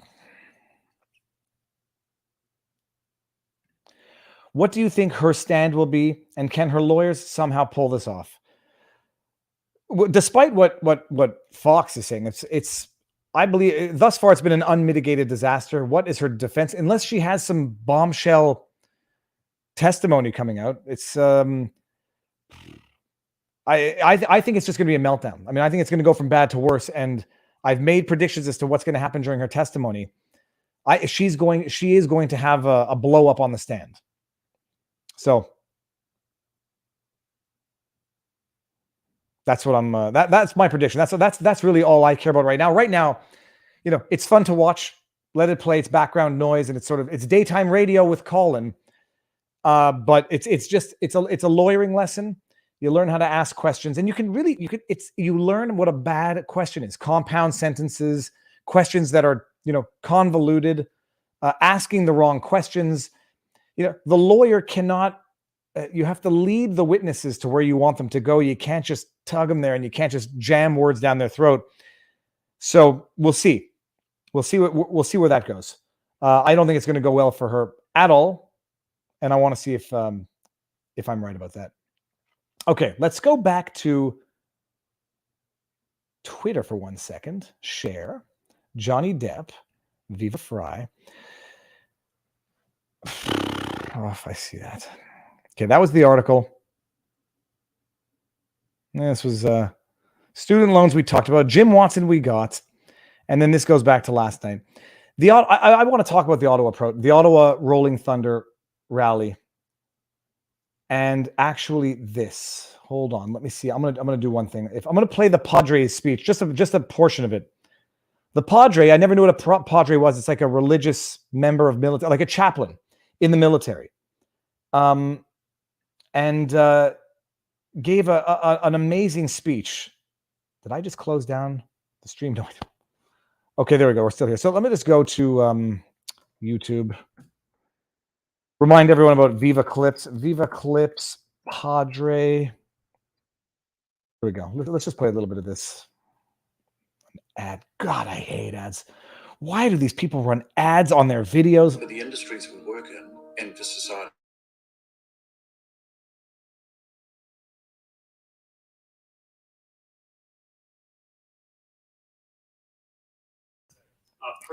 Oh, wait, where's the screen? It was a lonely couple of years. Hold on a second, I can't find the screen. The only crazy one for questioning all the mandates of the irrational Share screen. leadership. And then the truckers showed up. Hold on, it's coming. And I want to thank God for all of you, so I could be there with you. Here we go.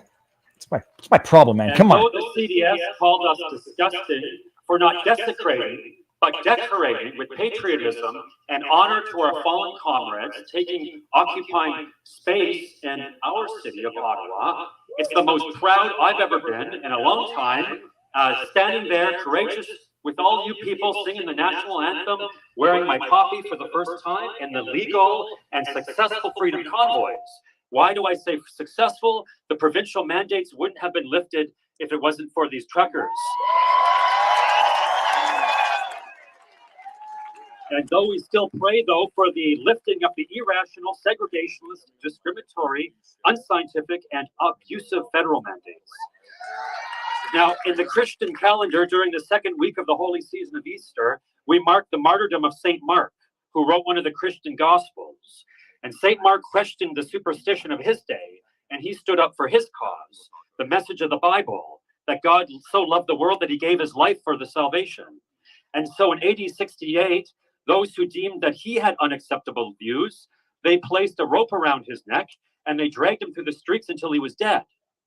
Now, even if you're not religious, I'm sure that you can admire his courage of standing up for his beliefs and the truth in light of oppression, false narratives, and even government propaganda and muzzling of free speech that he encountered in his day.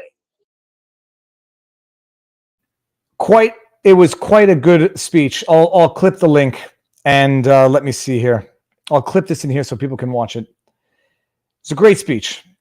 And it's just it's very sad to see what's going on in Canada, where you have, they're objectively peaceful protests.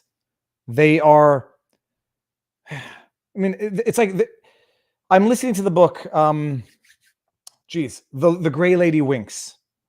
And the way things went down in other countries like Cuba, Venezuela, and when you read about how it happens, and you actually talk to the people who lived through these regimes. I spoke with a Cuban individual in Montreal. I spoke with Polish individuals, Hungarian. When they talk about how the government prohibited public gatherings, criminalized public gatherings, sanctioned free speech, it is mutatis mutandis what's going on in Canada right now. The government has effectively criminalized certain types of public assembly. They've criminalized it. The protest on Friday, and it wasn't even a protest, the rally, where you had people marching down Wellington Street in Ottawa, which is still closed off. It has cement barricades in front of it, and I showed that. The street's not open. You have people marching down there, just marching in unison. There was a confusion as to where the itinerary of the rally they were supposed to march. It doesn't really matter, but you're supposed to go down a street and then left, as opposed to down and straight. And for whatever the reason, the police obviously allowed bikers and a big rig to go straight, or to park on the street that went straight where people were supposed to go left. And then what ended up happening? People thought that's where the rally was intended to go, because a big rig was there that was allowed in, as were bikers, and people went there. It wasn't even 1 hour into that diversion from the itinerary being the route, that the government came in with fists of fury. And I say it, it makes me laugh because the Fist of Fury was, I think it's from a movie that, was a comedy. The government came in. Let me get it. Let me get it. The government came in, and I'll show you the funny part of it. I'll just go to Jagmeet Singh here. Let's just do this. The government came in. It hadn't even been 1 hour that this occurred. Viva clips French horn.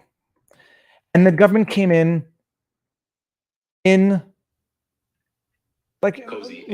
literally like the forces of evil out of a Star Wars movie. Not even 1 minute in.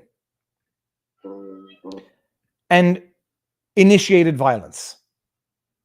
And they initiated the violence so they could then justify their presence.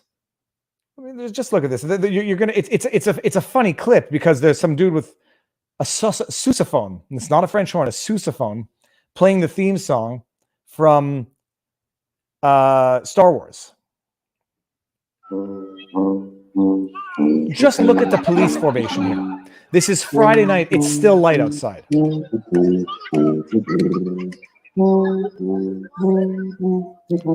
Look at this police force. Look at this police show.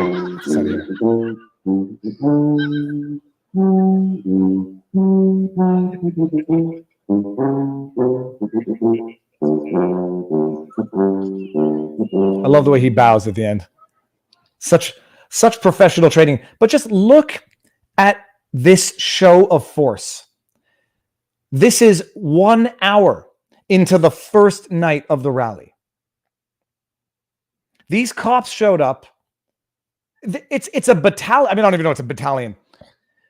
They showed up within 1 hour of this rally being held, and within 25 minutes of it deviating from its intended itinerary onto a street where the only reason it was there was because police had allowed at least one big rig. It was a huge big rig, and a bunch of bikers there. It's this, I don't want to say a gang. It's a biker organization called Faland or something. Someone's going to know what it was. It's like, and I could just, hear the government. Well, we brought them here. We have to use them. And then they came in, and they initiated violence. And there's some people, we live in times now also where it's like from the Alex Jones deposition, like the conspiracy psychosis. Once the people are on this street and they're being allowed in and the cops are allowing them in, people start thinking, did the cops allow them in to set them up? Did the cops allow them in specifically so they could then declare it unlawful, so they can then come in, initiate violence, knowing that they're going to elicit a violent response, so they can then break windows, which they did, tow trucks, which they did, arrest people, which they did. I mean, and we're bringing it back to Cuba, to Venezuela, to all other authoritarian regimes where they outlawed peaceful assembly. It's always done for your protection. And you let things like this happen, and then you weaponize them politically. Look, we're doing it for your own safety. These always get violent. These pesky rallies, these pesky exercise of freedom of association, they always get violent when the police come in flanks, heavily armed, rubber bullet guns, arms, drones in the sky. It always gets violent when the police come in and shove a female protester to the ground, thus making the crowd angry, and they shove back, and then look at, you got what you wanted. You got what you needed. So we have to shut all of these protests down because they're violent. And it's what they want, and it's the game, and it's the back and forth. And it's just how you get to outlawing peaceful assembly, which is effectively where Canada is right now. On the Saturday, when the itinerary was supposed to be, the bikers were supposed to do a route around the cenotaph, around the war memorial. Let me see if I can find that clip, actually. When the bikers had wanted to do a loop around the cenotaph, and they weren't allowed to. The cop said, no, you can come close, but you can't go around the cenotaph, the war memorial. And hold on a second. I'm gonna find.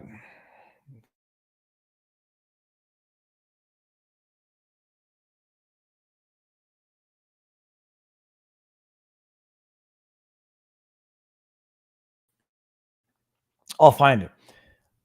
On Friday, they come in and they clear that street where people accidentally went onto because they saw a truck there. They clear it with extreme force. They clear it so that the next day it's empty. There's nobody there except for the same people that the government has been neglecting for years, the homeless, the mentally unwell. I went down that street to try to get to the Tim Hortons to get a cup of coffee. And I appreciate I'm neurotic and I'm more sensitive to threats, real or imagined. I didn't even feel safe walking that street alone the next day when there were no cops there. The only people who were there were the people that have been neglecting systematically for years. You know, people who are clearly in such mental distress. I was being yelled at by somebody who I've never seen before, telling me to come over there. He just wants to talk to me. And nothing to do with live streaming. It just has to do with the state of Ottawa, the state of neglect of the people who are the most vulnerable and need the most help. But no, cops don't have time for that. They just have time to clear out peaceful protesters who were actually assisting the homeless more than the city of Ottawa ever was. But that's what they did. And then the next day, the cops don't give the bikers the itinerary they wanted. They don't let them bike by the cenotaph, but they do it themselves. Almost, I'm gonna go to the Polish lady who everybody seems to love. Polish lady who called me don't be a sissy. You know, they don't let the bikers go through because it would be dangerous or whatever. The cops did at least 3 loops on their motorcycles. It almost felt like a middle finger, like a snub, like F you. We don't let you do it, but we're doing it. And they did it in a way that almost, here, I'll show you this. Hold on. Mute.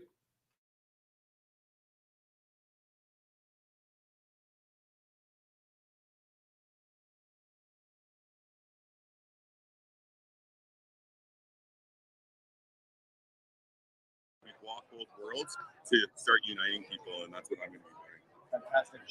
Nice to see you again. Yeah, thanks, Stay out of trouble. Yeah, that's right. Let's see what's going on here.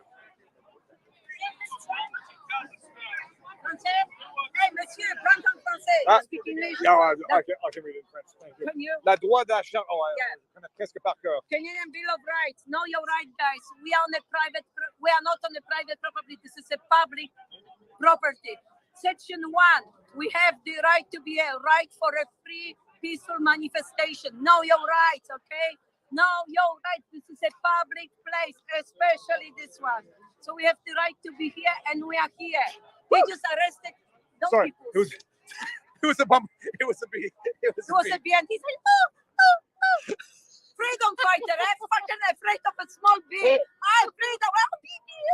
Pussy. Listen, I love you anyhow. They just arrested my friend. Why? Because she had a heart. She made a white heart, the turban. It dropped. 60 years old woman. It dropped, and she tripped on a sidewalk. So the policeman stood on the heart. She tried to pull it out. He pushed her in front of me. I pushed the policeman. She speak onto his face. They just arrested her. Watch what happens now, by the way, in the background. Watch this. Love you, tutto de Montréal, tout le monde, je t'aime, l'amour, la liberté, ok, pour les toutes. Nous sommes tous ensemble. Love you. Okay, what do you have to say? I love you, Viva.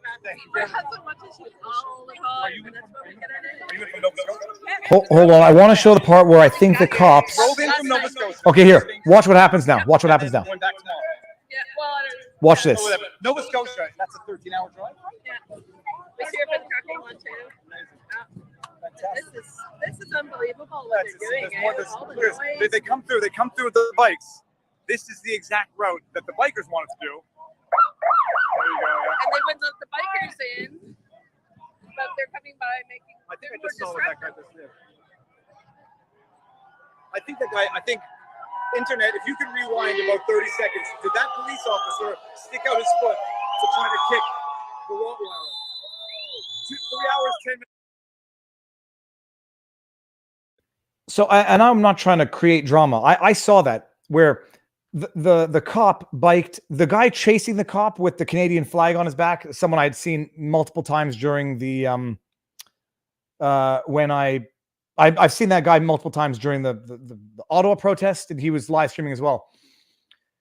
What I saw was that the cops on their motorbikes came so close to the ralliers that they, in fact, I spoke to someone who said they were clipped by the cops. Like the cop came by and the mirror clipped him as he went by because they were so close.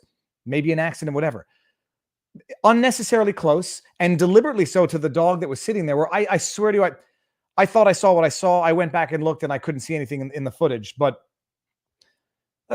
these ralliers wanted to ride their motorbikes on public streets around the cenotaph. The cops said no for whatever the reason. I think it was a last minute change. And then 3 times they drove around the memorial. Now, I will always steel man the other side, even if I think they're wrong. The argument might be that they were clearing the traffic of pedestrian traffic, making sure it was safe to allow for traffic to resume, because shortly after their 3rd victory lap of the cenotaph, vehicular traffic was going through. Can we charge them? That's truth and fear and loathing in Las Vegas. So that might be the steelman argument. They had to clear it. They go once, twice, 3 times, make sure it's clear, let traffic go through. Other people might think it was cops trying to provoke. And then you hear the story from the Polish woman. Yeah, her friend spat in the cop's face. That's going to get you arrested every day of the week and thrice on Sunday. But they were shoving people. They shoved them knowing that people shove back. That's when you just get hauled off. And why do you need that many police officers? Security is one thing. Suppression is another. To make sure that things bees are scared. I didn't know it was a honeybee. I thought it was a wasp. And those wasps are bastards. They're nature's bastards. I'm actually not scared of spiders, crocs, or snakes. I played with a spider, a yellow sac spider. It crawled in my jacket and then bit my stomach. And it's been itchy, but it's better now. But they needed the cops for security, not for suppression. They needed to promote that rally, not demonize it. They needed to use that rally to bring people to Ottawa, as it did, to bring business to those businesses, as it did. Those poutine stands, where I had the most delicious poutine ever, were busy. Those poutine stands saw some serious business because of the rally. But this government wants to turn, it doesn't want to turn Canada into Venezuela or Cuba. It just wants to make sure it's controlling things for your safety. And for your safety means so that people cannot vocally criticize the government for government abuse. And lo and behold, that's how you get Cuba. That's how you get Venezuela.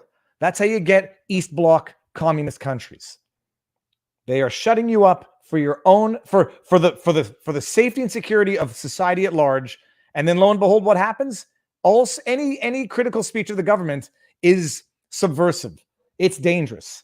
And then you get exactly what you saw in that Associated Peace Press in Ukraine. You get armed government officials going door to door, arresting people in accordance with law for posting anti-government messaging. You may hate it. You may think it's wrong. You may think it's disloyal. You may think it's unpatriotic. But if you have a country, a free country, and you have a country that actually respects a charter or a constitution, it's free speech. And when you no longer have that, you no longer have free speech. You no longer have a free society.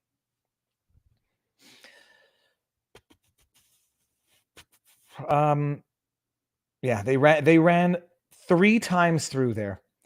And I got to tell you, like, it was the RCMP in particular who were the most least friendly. I was, the OPP, the Ontario Provincial Police, they were very friendly. I don't think they wanted to carry out certain orders. The RCMP, Justin Trudeau's RCMP, were not friendly to me. And I smile all the time. And I just, they were not friendly to me. They actually were. They gave me the look like I'll keep my distance, and I guess that's what they wanted. But when you don't feel safe in your own country, it's a problem. They are shutting you up for their own good. This is true.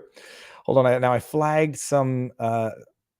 Depp was slandered and silenced. Even if he loses, we all win, because CNN ran with Heard's lie, and it's yet another red pill. And you missed my other $2 super chat. Sorry, STFU, FFS, but thank you. Even if Fizman's study was right, only 20%. No medical advice. Ashley Lauren, I'm not allowed having thoughts. I'm not allowed having thoughts or discourse of this nature. But thank you for the super chat. I say that facetiously, tongue in cheek. I know the limits of my own knowledge. I also know the limits of logic. Liane Bibot says, can it be true that Pierre has changed his stance on mandates after seeing how destructive they are? Isn't it good to get enlightened? PPC for me. Yeah. Then he's got to apologize for having taken the wrong position and not pretended he had the right position all along. Ooh, I like that. That's it. He was wrong. I made a mistake. I'll tell you one thing, people. I supported. I had no problem with the 2 weeks to flatten the curve. For me, it was unprecedented. Everyone was panicked. 2 weeks to flatten the curve. It was a great excuse to lay back with the family. I'm happy to say that I realized I was wrong about by April, and I have the correspondence to prove it. But I would never. Oh yeah. Anyhow, if we don't stand for something, we fall for anything. Irene Dunn. I also think that was in a Taylor Swift song. Neil Larson, I hope you did not mean to put in a comment with that super chat. I'm going to thank you for the chat. And if you did, just go back and put it in and I will find it without feeling compelled to put in another super chat. It's weird listening to Viva at normal speed. I typically play these back at 1 to Gito. So I'm listening. I listen to books at 1.5. When I go back to 1, it sounds like I'm in deliberate slow mode. Like it sounds like they are slowing down to deliberately annoy my brain.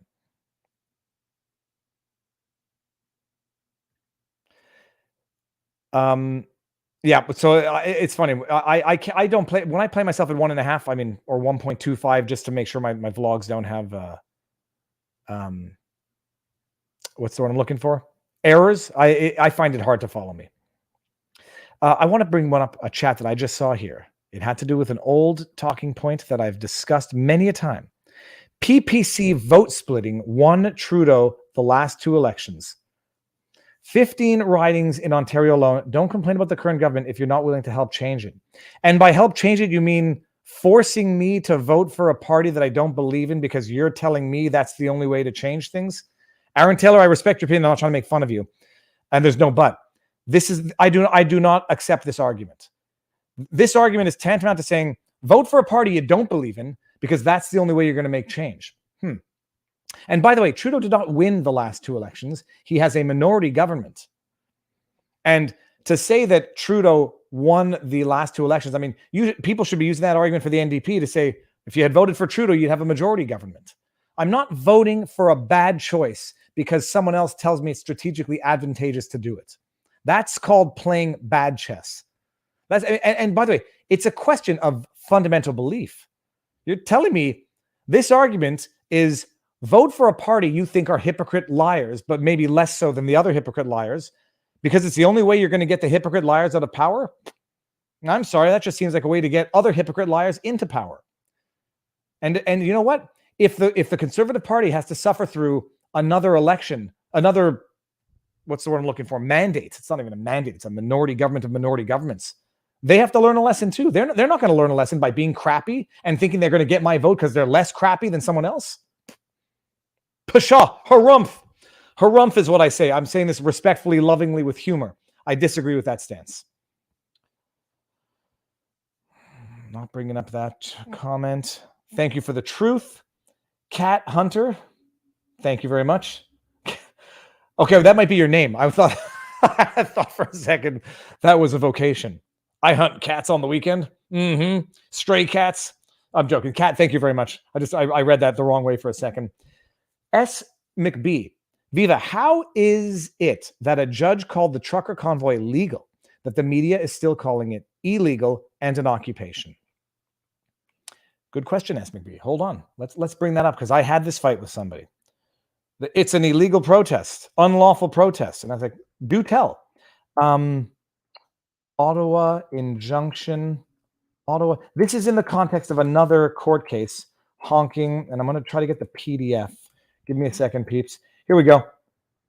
And as always, people, do not trust me, because I think I've earned your trust, but verify everything I say. And I verify everything I say, because every now and again I just have absolutely wrong memories, which is very much disconcerting to my own psyche. So you see where I am here. I put an Ottawa injunction PDF. City of Ottawa versus persons unknown. We're looking at it.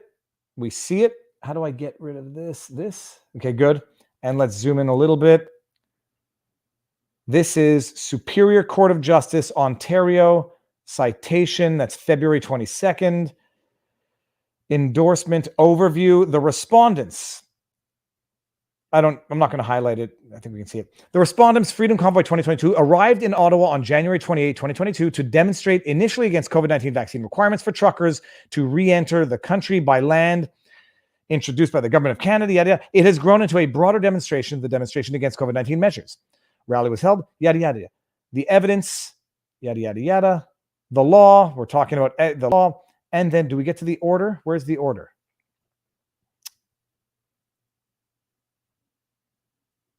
Oh, this isn't the order. Cripe. This is not the right one. Let's try to get the right one. That'll be better. Here we go. The court order. Dated February 22nd, 2022. City of Ottawa, persons unknown's order. The application is made by the City of Ottawa, heard yada yada. They've heard the submissions and the applicant. We could skip to it. It orders that an interlocutory injunction is granted pursuant to Section 440 of the meeting. So this is in the separate, it's not in the class action lawsuit. It's just another injunction. And it says that it orders the people having notice of this order are hereby restrained and enjoined from directly or indirectly by any means whatsoever. And this is the thing that some people don't appreciate. The court order itself was somewhat limited. Listen to this. Breaching any of the bylaws. We need to go to the word horn. They shall not cause any noise likely to disturb the inhabitants of the city, including but not limited to causing noise by honking air horns, car horns, train horns in real time, or playing pre-recorded horns. That's interesting. And then there's some other issues.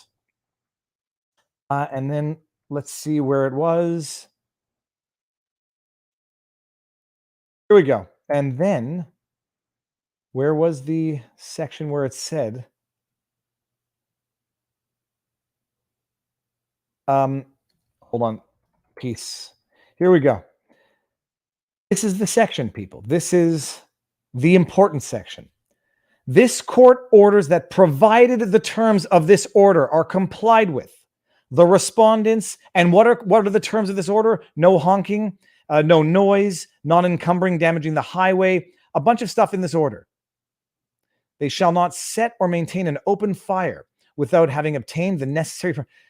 I'll clip this so you can all see this. But what does it say? They shall remain, provide the terms of this order are complied with. The respondents and other persons remain at liberty to engage in peaceful, lawful, and safe protest. And yet, the government declared the protest unlawful. Almost on their own. Almost in the absence of any court order having declared the protest unlawful. And by the way, if people breach the terms of that court order, the protest, peaceful protest, does not become unlawful. Their acts become potentially contemptible. But that's it. That was it. And nonetheless. Oh, okay. TS. Has Viva ever talked about what he would have done during this pandemic? His plan. Okay, sorry. And now I initially read that as an aggressive attack. And maybe that's wrong of me and I shouldn't. Maybe this is an actual legitimate question, because it is one thing to complain. It's another thing to propose solutions. Let me see if I can't find this. Viva Frei tweet, protect vulnerable, live lives. Let me see if I can find this real quick, like.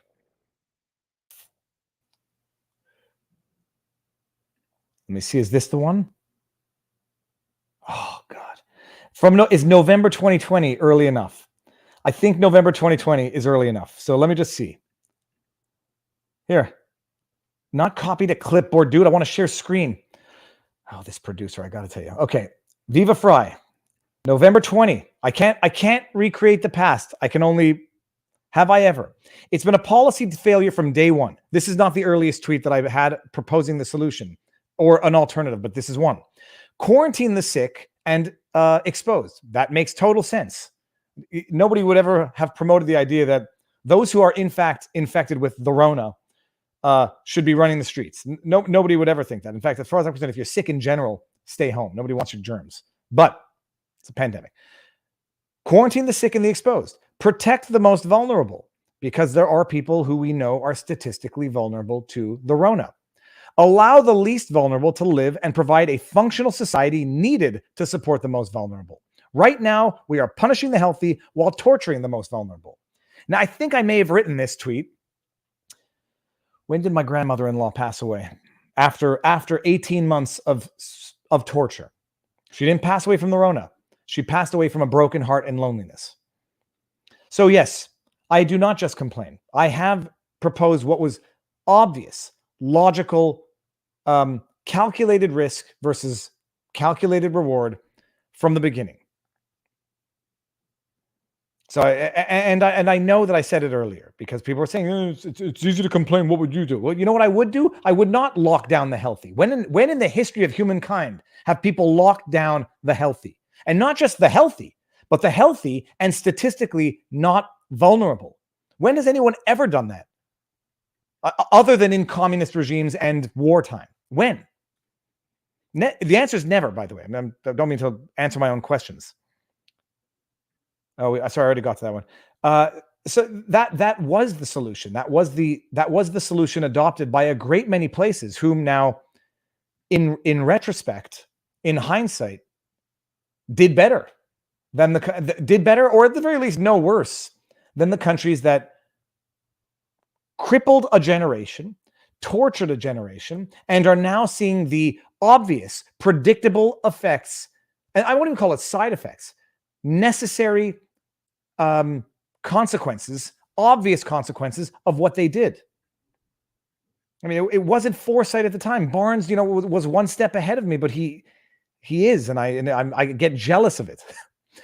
When he came out right from the beginning and said, this doesn't make sense. You lock people down or you keep kids out of school when the parents have to work, and then you end up basically, necessarily in many cases, getting the grandparents to babysit the kids. So you are, by the nature of what you're doing by shutting down schools, effectively pushing what they thought at the time were the vectors of transmission, which we probably now know is not the case, to those who we knew at the time and know even more now are the most vulnerable to it.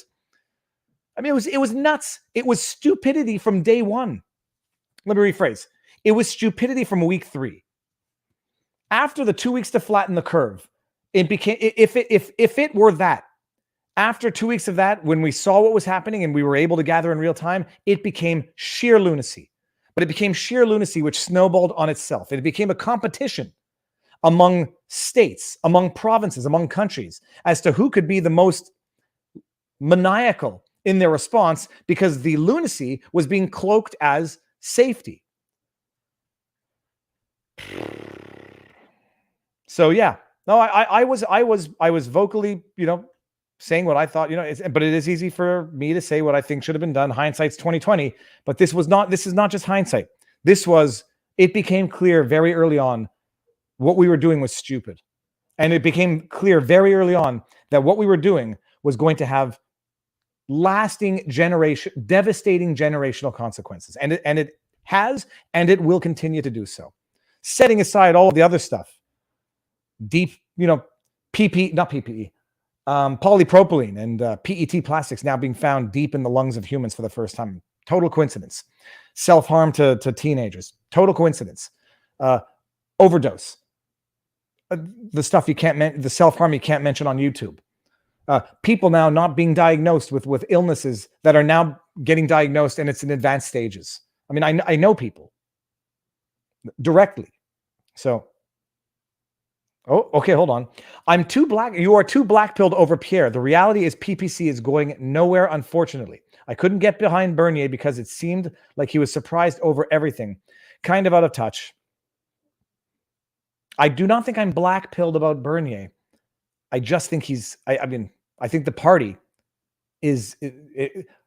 they might earn some votes back when the party does something other than promise to be different. When freaking O'Toole's coming out and saying, "Oh, when we're elected, we'll repeal Bill C-10." I was like, "Hey, that's great, dummy. It hasn't been passed into law yet. How about you just fight against it being implemented as law?" I didn't mean to call him dummy. I did that for rhetorical effect. Oh, let's see if we can do this. Ve'yehu ata tzarich להסביר לאשתך שאתה כמו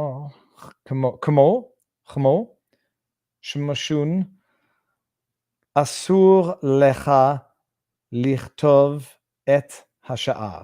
Damn it. Okay, you know what the problem is? I can't read, I can only read cursive now fluently. ויהו אתה צריך להסביר לאשתך שאתה כמו שמשון, it might be שמשון, אסור לך לכתוב את השער. So something about forbidding someone from writing something. It's been a long time since I've practiced my Hebrew. I can still understand it. It's tougher to read capital. I can read cursive a little more easily. All right.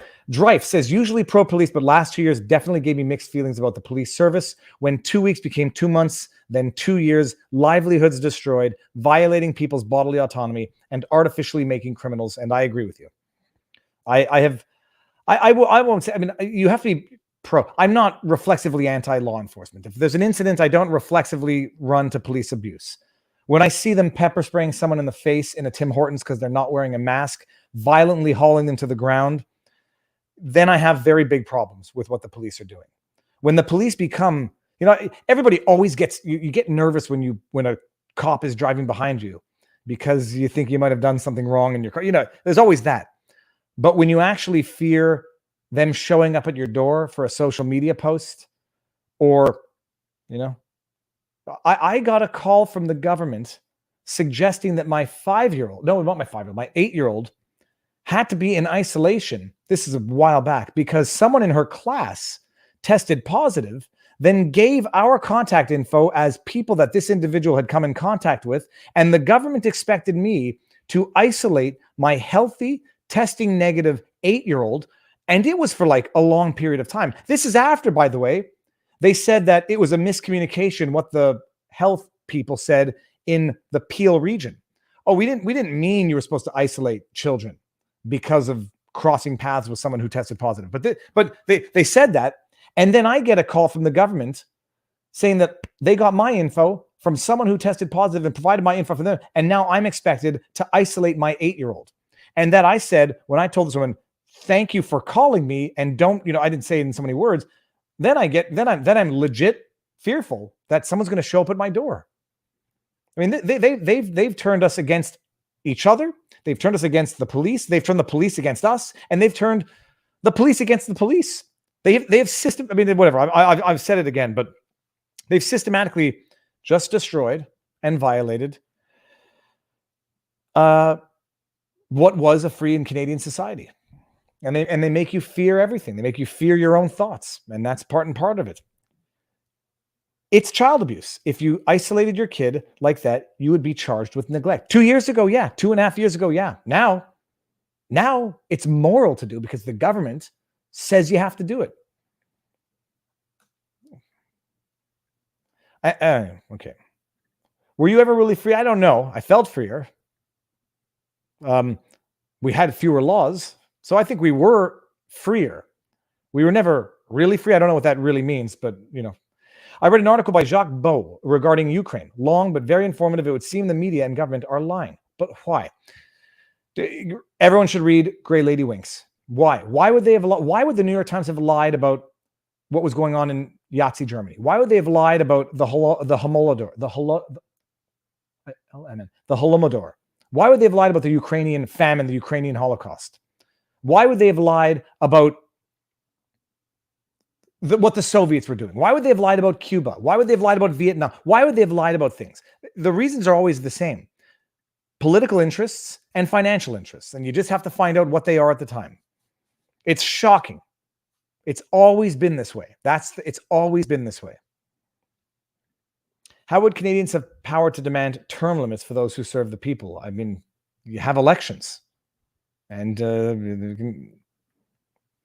can keep getting reelected. It's disgusting how fear became a freaking virtue. Emanuela Delisi, yes. I mean, it's not and the thing is this, it's not the fear that's the virtue. It's the fear that's the object. And then everything you do to satisfy the fear becomes an act of benevolence because it's cloaked as caring for others. I was in the park. What day is it today? Monday. Yesterday. Beautiful sunny day, 20 degrees. I saw a family of a kid, 3 middle-aged adults wearing N95 face masks in the park. And they were with the grandfather, I think. I couldn't get clear on the dynamic of the family. They were with the father, the grandfather, who was the only one not wearing a mask. And I was wearing my shirt that said "Politics ruins everything," and the unmasked grandfather says, "I like your shirt." I don't know which way he thought he liked it or which way he thought I intended it. He, in that family environment, was the only one not wearing an N95 mask outside at a park on a sunny day on a beautiful, beautiful spring day. And I want everyone to know this is not about mask shaming, and this is not about judging anyone for their decisions. If they were all COVID positive, I could understand it.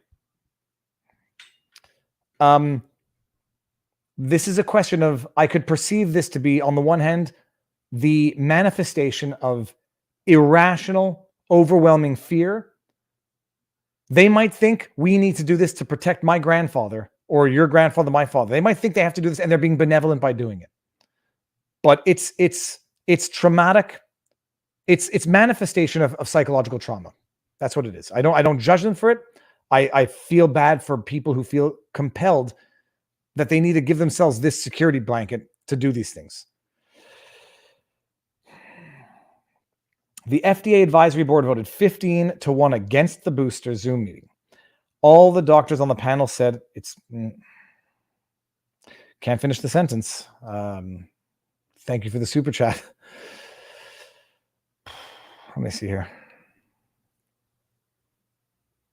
We are in the top 10 freest countries on the planet.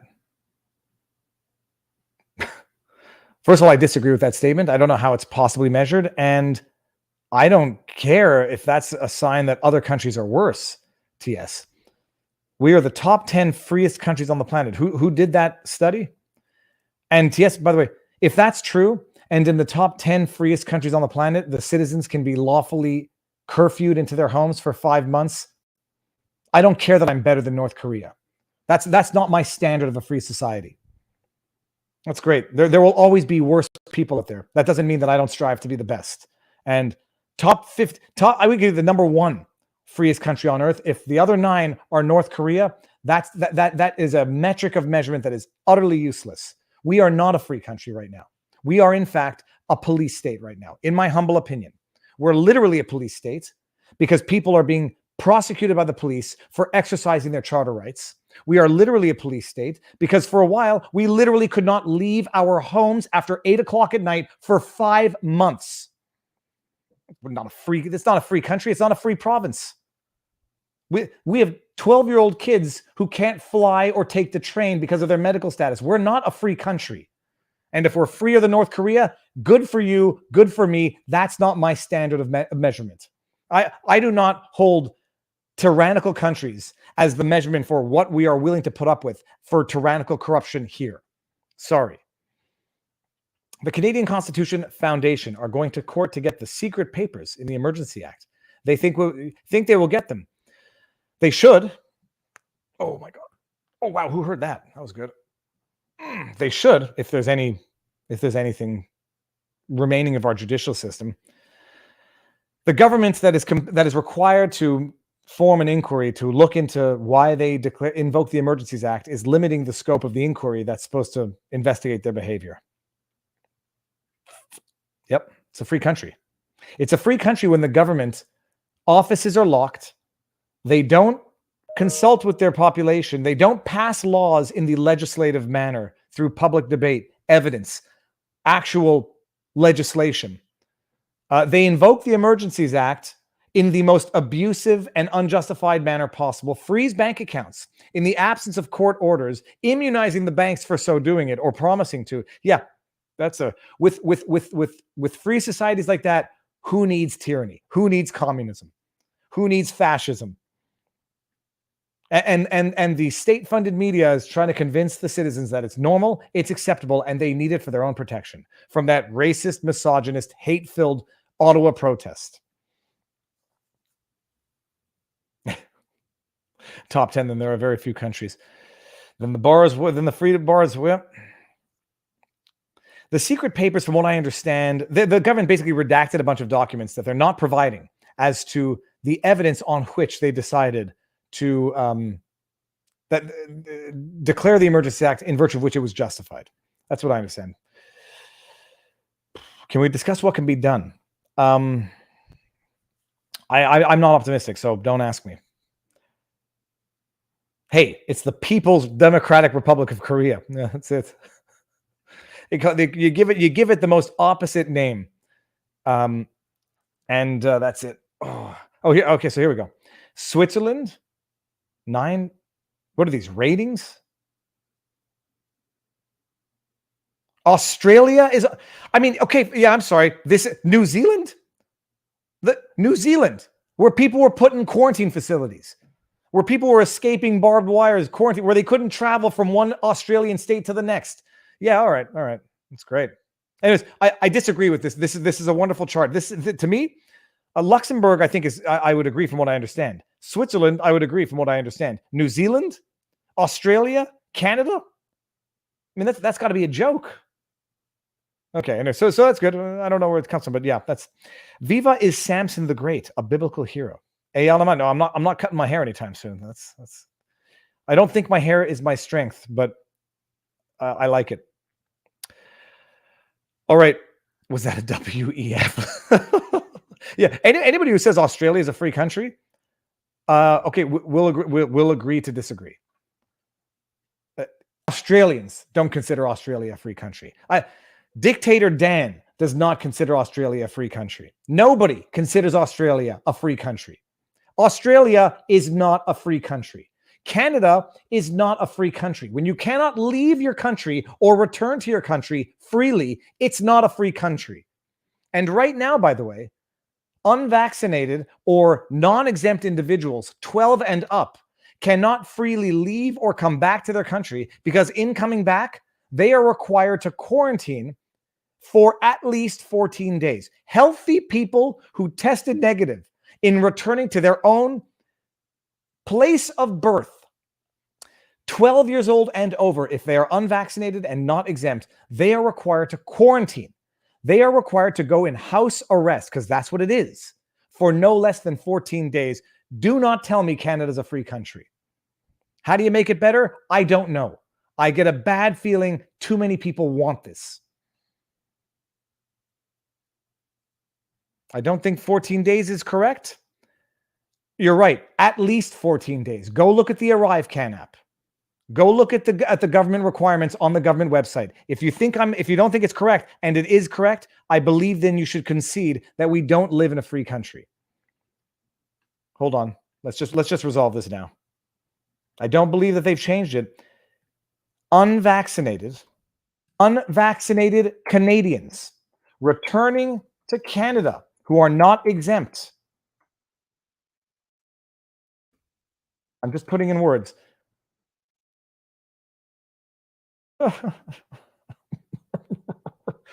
Okay, let's go pull up the evidence of the free country in which we live.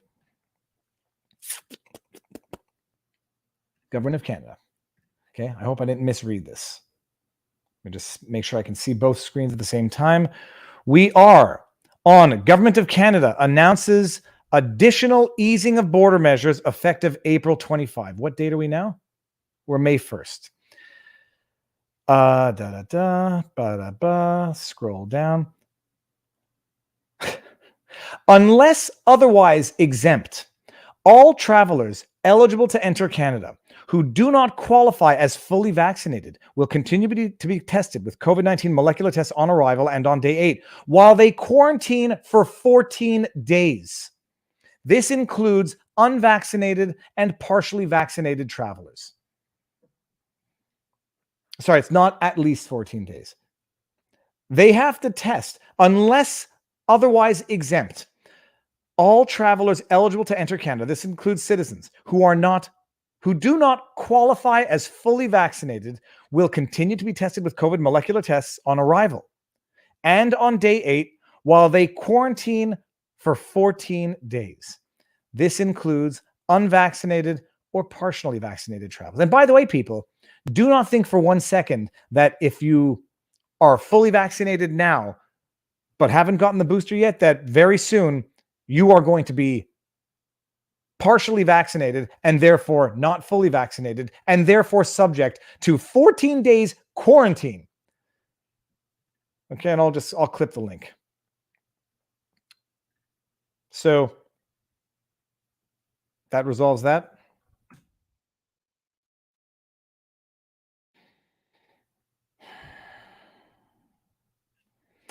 I hope that resolves that.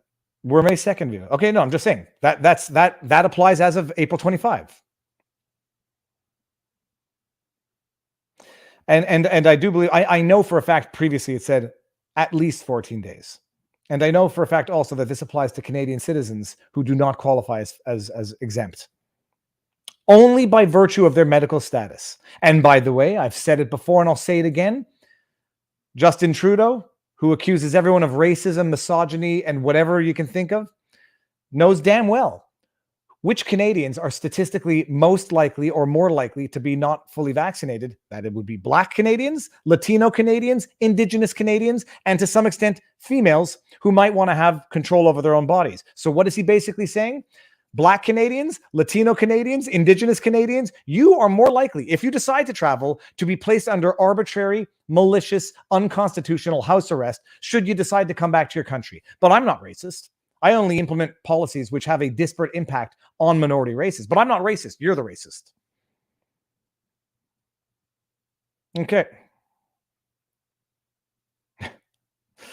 Okay, well, that was it. All right. Now, do I ask the stupid question or do we want to go see what's going on with the Johnny Depp trial? Do we want to see what's going on with the Johnny Depp live testimony? 1 for yes, 2 for no.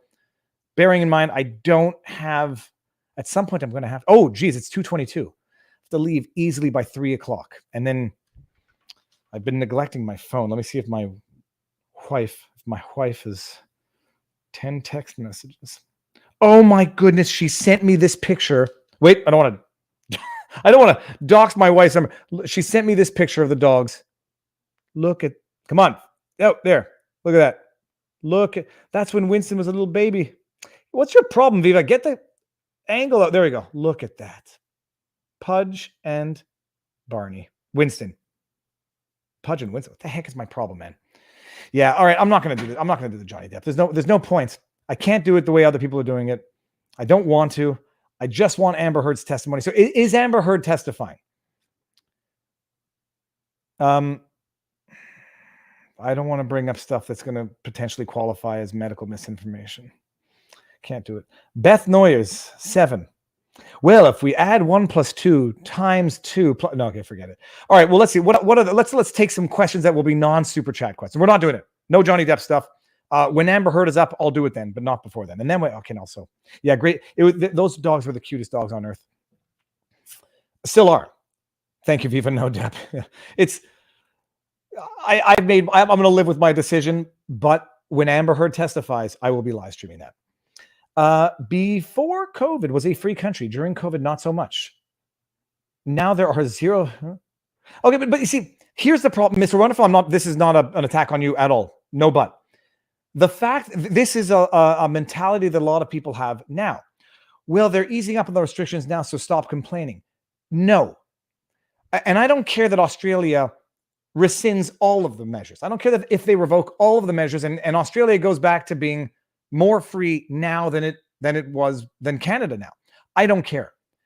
You will never live in a free society until measures are implemented to ensure that the government never had the authority to do it in the past, as far as I'm concerned, that they never are allowed to do it again.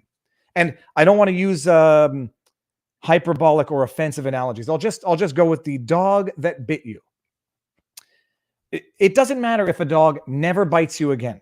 If a dog bit you once, you are always living in the house with a dog that bit you, and you have to govern yourself accordingly.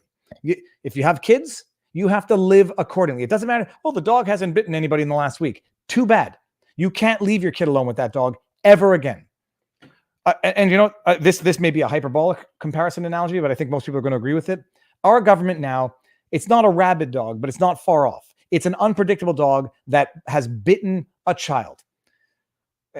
So I know what some people might do to a dog like that. I know that we lived with a dog like that for 2 years, and it was 2 torturous years of constant stress and anxiety. So when the dog's going to bite again, our government is a dog that has bitten, and they can never be trusted again not to bite. And I don't care that they haven't bitten for a week. I don't care they haven't bitten for a year. They can never be trusted again. So until you have measures implemented, a muzzle on the metaphoric government, until you have a muzzle on that government, you will never know that they can't bite you again in the future. And I don't care if they don't bite you now. They're an untrustworthy dog that has bitten you in the past. And unless they're muzzled for the future, I will never feel comfortable around that dog ever again. It's actually a phenomenal analogy. If I may pat myself on the back. The other thing that infuriates me over the last 2 years was the politicians' blatant hypocrisy as they broke the rules they made for everyone else. Dr. Phi, or Durfee, don't trust Durfee, people. Don't trust Durfee. Let's trust but verify Durfee. Let's go here. Let's see here. It's just. I'm just going to Google politicians who broke COVID rules. Let's just. I know. There's a bunch. Share. Chrome tab. Politicians who broke COVID rules. Let's just see which article. I'll go with Sky News. Boris Johnson lockdown party accusations. The politicians and officials who have had to resign for breaking the COVID rules. I don't know if this is only British. Boris Johnson broke the rules. This looks British and therefore not so interesting to me. Let's just go back here and go back to America. Anger high when politicians break corona. See, I don't only want Democratic politicians because there's been, I think, a few Republicans in Canada. There have been, 14 prominent Democrats stand accused of hypocrisy for ignoring restrictions. You know what? I don't even need it. Whitmer, Wolf, Lightfoot, Schumer, Pelosi, Gavin Newsom, Justin Trudeau, Doug Ford, that guy in Quebec, a liberal. What's his name? His brother's on the radio. Doesn't matter. So you got the. Let's do Canada. I don't want to do like the Democrat versus. Here we go. This is going to be the good one. Okay. List of politicians who broke COVID travel advisories continues to grow. Oh, there's so many. It's actually it's impossible. Oh yeah. So here's on Sunday the list of politicians. Let's just see what happens here. Yeah. Rod Phillips, that's the one. Rod Phillips, I believe, is the one who look up Rod. I don't need to do that. Who pre-recorded a video about how he had to celebrate Christmas differently. Pre-recorded it, posted it while he was in St. Bart's Island, I believe. Rod Phillips. When Rod Phillips jetted off for a sunny Caribbean vacation on December 13, he touched off a political storm that engulfed him when he returned to Ontario. Phillips resigned as the province's finance minister on December 31, hours after returning from a 2-week trip to St. Bart's. Phillips, who will remain a member of the provincial legislature, called the decision a significant error in judgment. No, it wasn't. It was a gosh darned lie, because you're a gosh darned liar. But it wasn't just a lie. It was pathological manipulation and dishonesty. This guy, can we see the tweet? I'm not going to go through the other ones. This is this guy, Samir Zuberi, Pierre Arcand, that's the guy I was looking for. Yarosh Chassin, Joe Hargrave, Tracy Allard, Jeremy Nixon, Pat Ray, and the big ones. But we've got to do this. We've got to do. What was his name? Rod Phillips. Yeah, there you go. Tweet video. You got to see this.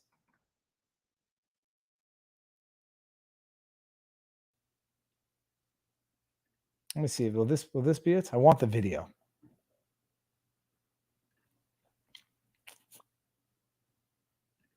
Is this it?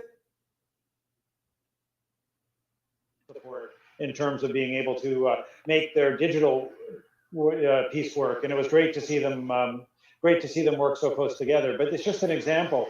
I think this isn't it. Hold on. This is classic. It says this isn't the one I was looking for, but this is. According to the tweet, I haven't verified this, but it's a blue check mark, so it might be true. This video was just shared by the Ontario Liberal Party. It appears to be from a Zoom meeting held December 16th, 3 days after Rod Phillips departed for St. Bart's. There are claims you can hear the sound of waves in the background. Have had support in terms of being able to make their digital piece work, and it was great to see them. Work so close together. But it's just an example. I hear it. But I want the original video when he tells people that they're going to have to celebrate Christmas differently this year. Where he says we're going to have to celebrate Christmas differently this year because we all have to work together. As I'm not going to find it, but whatever. We got it. We got the idea. Oh, here we go. Let's see. Metro.ca. Okay. Where's the video? Where's the video? Here we go. Hello, everyone. It's Rod Phillips, the MPP from Ajax. On this Christmas Eve, I want to wish each and every one of you a very Merry Christmas. Now, I know that this Christmas is a bit different than Christmases in the past. We're meeting virtually and online and not able to be in person with as many family and friends as we'd like to. And I'm turning it off. I'm sorry.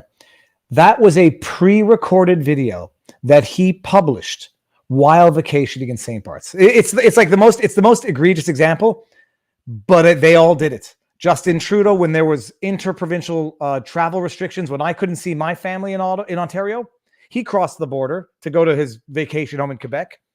Doug Ford, when we were all being told we can't celebrate holidays with our friends and family, he met with his daughters, had an unlawful illegal gathering. Jagmeet Singh, he broke the rules and was caught breaking his bubble, not wearing a mask, shortly after calling people who were against the mask mandates right-wing selfish extremists who don't care about neighbors, don't care about community. Pierre Arcand, I don't know what they're all a bunch of hypocrites. I mean, it's over the top. But that was it. I absolutely agree with you, Viva. Unfortunately, we have no constitution to enshrine our freedom. Well, we had one in theory. I'm sorry. You in Australia. Yeah. Apparently Australians don't even have a charter of rights that the government can violate. So they're one step behind us. Did I miss that super chat? Hold on. So let me get to that one. It's an orange chat. I don't know if I was down or up. Thank you very much for the super chat. And where was the orange one, people? If I can't find it. Oh, here it is. Okay. Oh, Durfee. When we had that state funeral in London, Ontario for the family where Ford and Trudeau stood shoulder to shoulder with thousands, I believe the rule here was still you couldn't have more than 8 to 15 people attend a family funeral. Yep. And by the way, when they were doing that, and by the way, I'm not saying they shouldn't have been able to do that. I'm saying they should have been able to do that. But while they were doing that, they were literally, and I appreciate it's a different province, but that doesn't mean it makes sense, arresting Maxime Bernier for holding an outdoor political rally of 30 people in Alberta, Manitoba, I forget which one. The whole point is, a virus does not trump certain constitutional rights, certain constitutional freedoms, certainly not one that we knew was the way it was at the time that they were doing this. They had thousands of people gathering in Ontario to remember the family of that horrible incident, while they were simultaneously arresting their political ideological adversaries for an outdoor political gathering of 30 people. And while they were denying the humanity of Canadians in limiting how they can grieve the loss of their loved ones. When Ruth, I think they had the same issue with Ruth Bader Ginsburg when she passed away. She got, people could congregate to mourn her loss, but they couldn't congregate to mourn their own, depending on their state. Denying the humanity of humankind. What do you think that's going to do?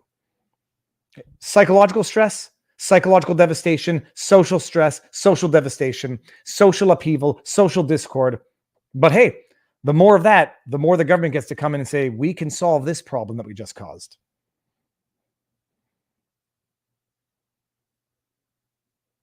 Okay. Yeah. Okay. So I think we touched on this, and I'm not sure.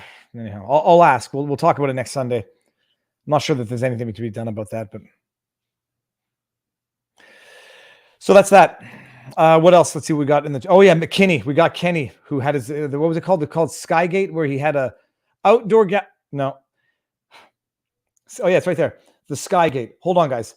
And it's all. That one was pretty shocking as well. Hold on. Just wait for this. Wait for this. Skygate. It's not just that they were having an unlawful gathering by their own standards. They live like freaking kings. Skygate. Kenny? What was it called? Here we go. There's the image. Where's the image from? Just going to get the article here. There. Look at these flipping people, man. It's good to be king. It is good to be king. Why? This is from the Star. Why a Sky Palace photo of Alberta Premier Jason Kenney has hit a nerve. In a province where public health restrictions have been particularly polarizing, it's the photo location that has hit a particular nerve. Yeah, it's also the fact that there's a freaking bottle of Jameson on the table with there's a bottle of Jameson right here. That looks like it might be bigger than a 750. That looks like it might be a 1.15. There's 2 bottles of wine by my viewing here and 3 bottles of San Pellegrino carbonated water. Nothing but the best for the king. While Albertans, is this Alberta? I keep getting confused here. What the heck's my problem?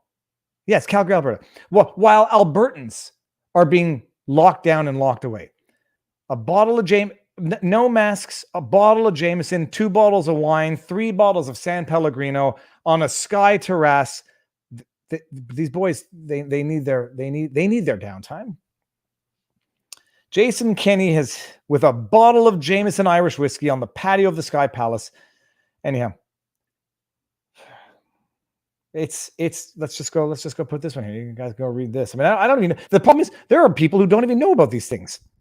There are people who don't know that the politicians actually did this, and then they think they call me. I'm angry. I'm a conspiracy. I'm focusing too much on the bad.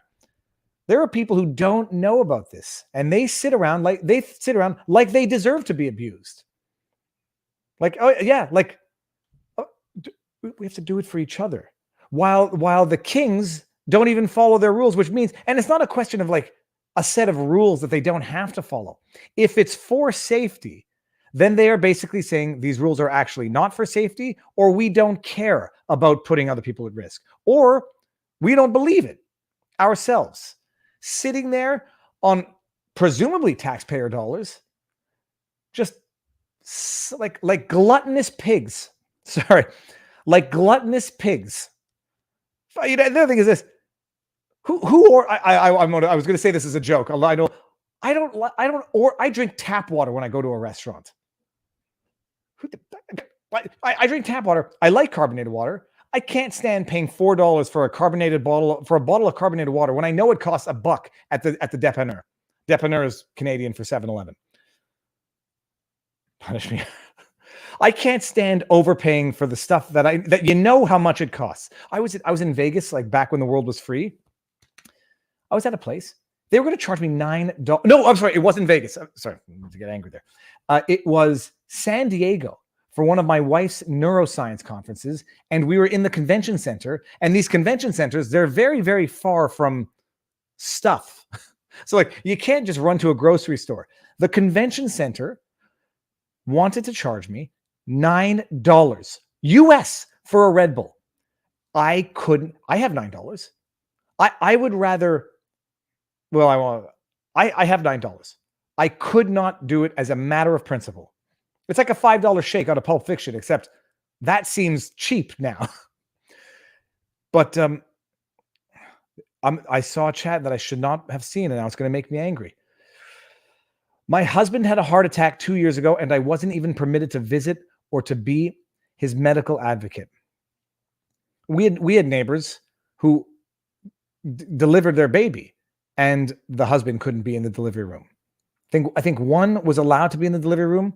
Others were not allowed. Others were not allowed to go attend the ultrasounds with their wife.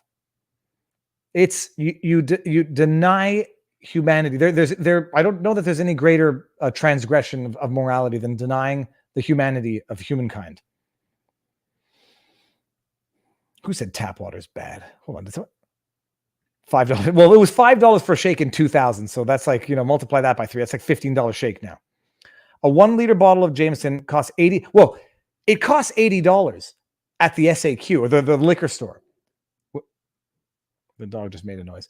If you get a bottle at a restaurant, they charge you 3 times the amount because they have to go through the provincial liquor board, and they've got to pay twice for 2 times that bottle. So you order a bottle of Jameson at a restaurant.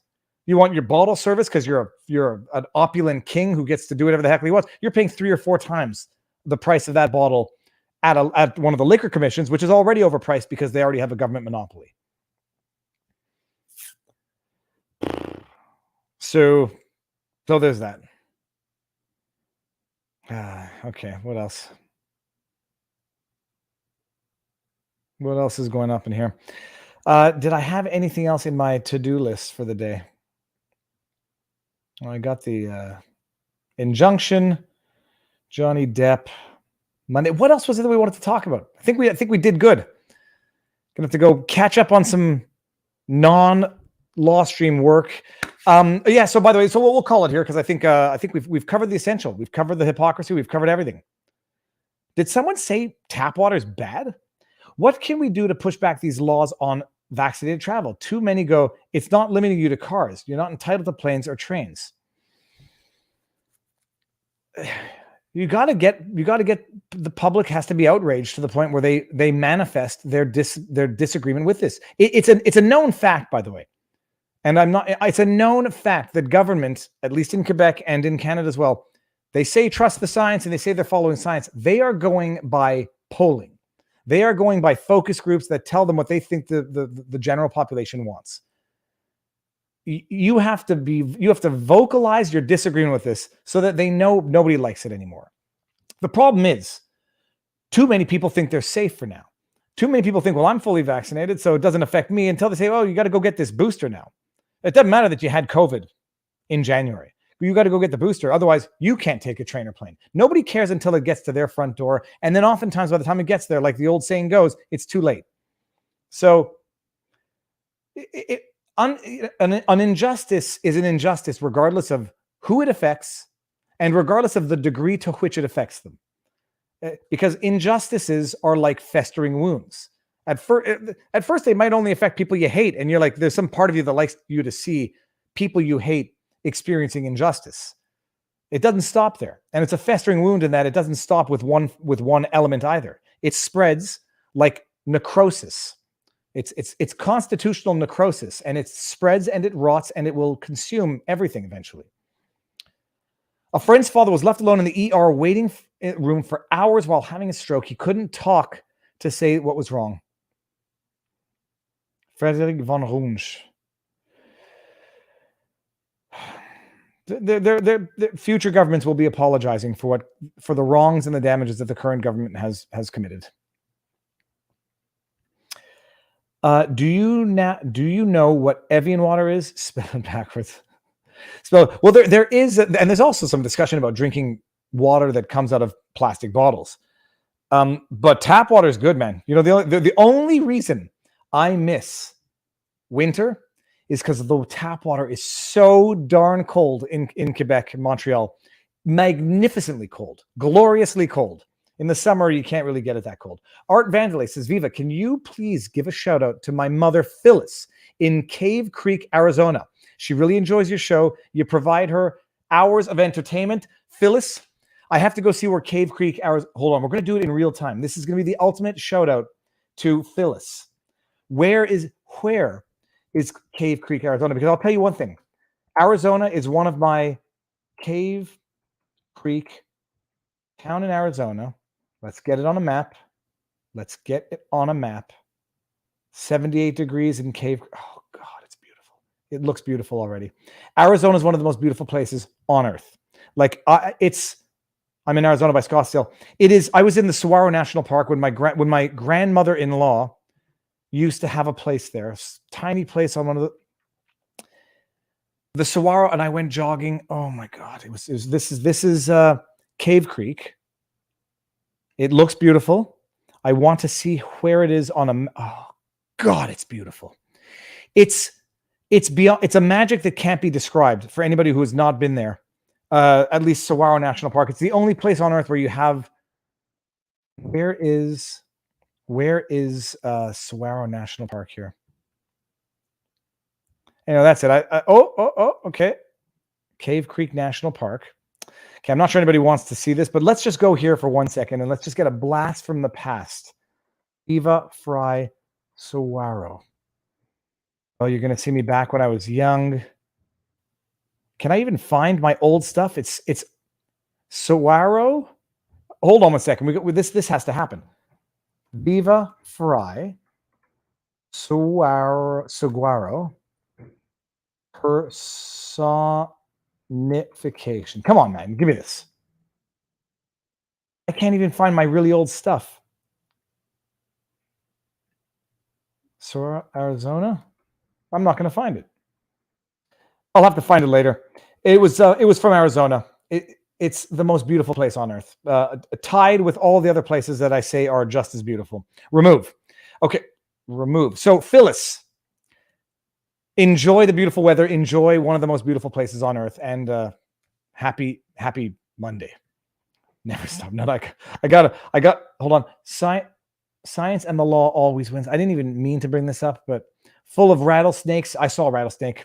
They're beautiful. It would be nice if the jabbed also boycotted travel, but many of them say it was your choice not to get jabbed. Coercion is not a choice, but wait until they are the targets where now they have to do something. But I already did it. I thought I did my part already. Well, you got to do your part again, but I don't really want to. I feel fine. Oh, okay. College was an expensive way to delay growing up. Learned more in a month on the job than in 4 years of college.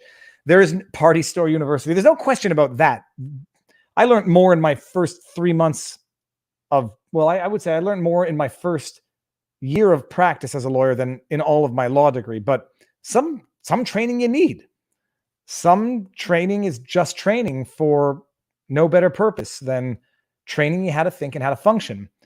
But if universities are actually training people how to think badly or corrupting their thought and corrupting their functionality, corrupting their ability to actually deal with the real world, then university ceases being any form of training and it actually starts becoming toxic. I don't like that word, but you know what I'm saying. Viva, we are Commonwealth brothers. Let us share in our connected and enshrined misery. God bless the Queen, because God has abandoned us. Well, our Charter of Rights is based on the supremacy of God, Mr. Wonderful. We enshrined the Charter of Rights in our Constitution. Now we just need to get politicians to respect our Constitution.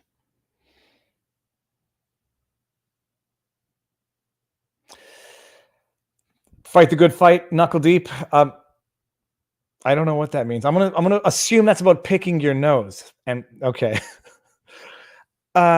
So that's it. That's where we're at. So this week, people, the schedule. tomorrow, I made a mistake. It wasn't last week. It's tomorrow. I'm going to be on with Eric Duhem on his channel at 5:30 in the afternoon. He's going to be on with me Thursday. And now I'm hoping that Amber Heard testimony doesn't happen on Thursday. Friday, I have Roman Baber on. So we've got a full week. And Wednesday to be determined, but Wednesday evening, we've got a good sidebar with from the Revolver, is it Warren Beatty? It's not Warren Beatty, that's the actor. Darren Beatty.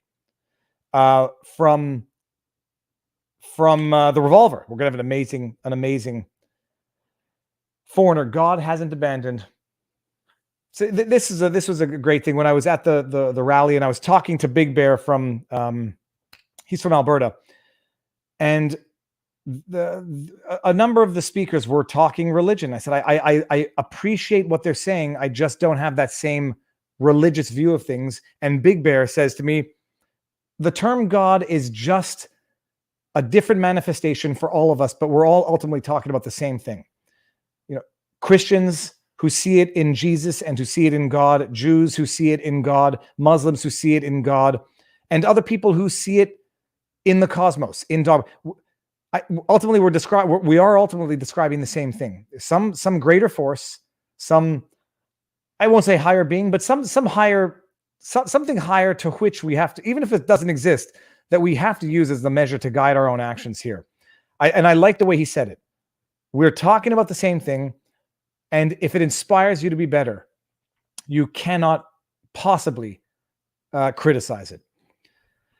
So that's that. The great creator, because the Big Bang to some, the idea that we went from a moment of singularity to an exponentially growing universe, that's God in the scientific sense. It's an amazing thing just to think about that. At one point in time, everything that ever was concentrated in one point of singularity. That's if you believe in it. So that's it. That is it. All right. Let me see if I missed anything on the Rumbles, and then I'm going to have to get back to catching up on stuff that's not so much fun, but we'll see. If I missed any Rumble rants on the Rumbles, I apologize, but I don't see any. People, stay tuned for what's going to be a good week of fun. Okay, the shout out to Phyllis. I just was pulling up another chat. Viva is holding out so hard to be agnostic. I'm telling you, I know people say everyone who has found their embodiment of God says the same thing. You think I don't have members of the Jewish community trying to get me to see the light, so to speak? That's not going to happen. I do believe even if it's only in our own minds, that there has to be something that guides our conduct, lest we just fall prey to the temptations of life, like those soulless politicians who are only governed by the lust for power. And people don't think I'm not well aware of #confession through projection. I know what does not guide me. But don't be miffed when it doesn't happen. I enjoy discussion with everybody, but I believe I know my own psyche and my own stubbornness. My uncle had a ranch in Buckeye, Arizona years ago when there was nobody else around. Oh, that's a beautiful photograph that you have there. Mountain kayaker. Beautiful. God is within your, I think you meant heart, but I think it meant within your heart. It is what you believe in, but not to be physically exist. Enjoy the wonderful day. Vicky Henyon. Okay, so let's do it. Let's do it. God bless you, Viva. Thank you very much. Thanks, Viva. Nature lover. Good to see you again. Seize the day. It was fun. I ran into Seize the Day. And who else did I run into in real time? Oh, I forgot the avatar now. It's like crazy. But running into people who you've known from a history of commenting on live streams is amazing. Nice. Yeah, I got some sun. To donate to cancer, it has to be 10 inches long. And I don't think they want gray hair. I got a lot of gray in here. But yeah, I got a good tan this weekend. It's nice to get some sunlight. Vitamin D. Okay, peeps. Agree to disagree does not mean that all are forced by consensus, that only one is correct. Agreed. Viva Mob Gnarly. Thanks. Okay, let's do it. Let's do it. I'm winding it down. Everybody, thank you all. See you tomorrow. I'm going to go out and I saw some of the texts to which I must respond immediately. So we'll do it. Guys, ladies and gentlemen, guys in the non-specific aggregate term. I actually had an argument with someone that guys was not gender specific, was actually aggregate. These are the discussions we have to have in modern times, people. Enjoy the rest of the day. Get out there, exercise, sunlight. And when I say it, I mean it. Unlike Justin Trudeau gaslighting you, talk to people in real life. And remember that there's a world beyond the screen, and people in real time, they have a feel. They have an energy, because real life interaction cannot be substituted for by Zoom meetings. So there's that. Okay, go. Enjoy the day. Talk soon. Peace.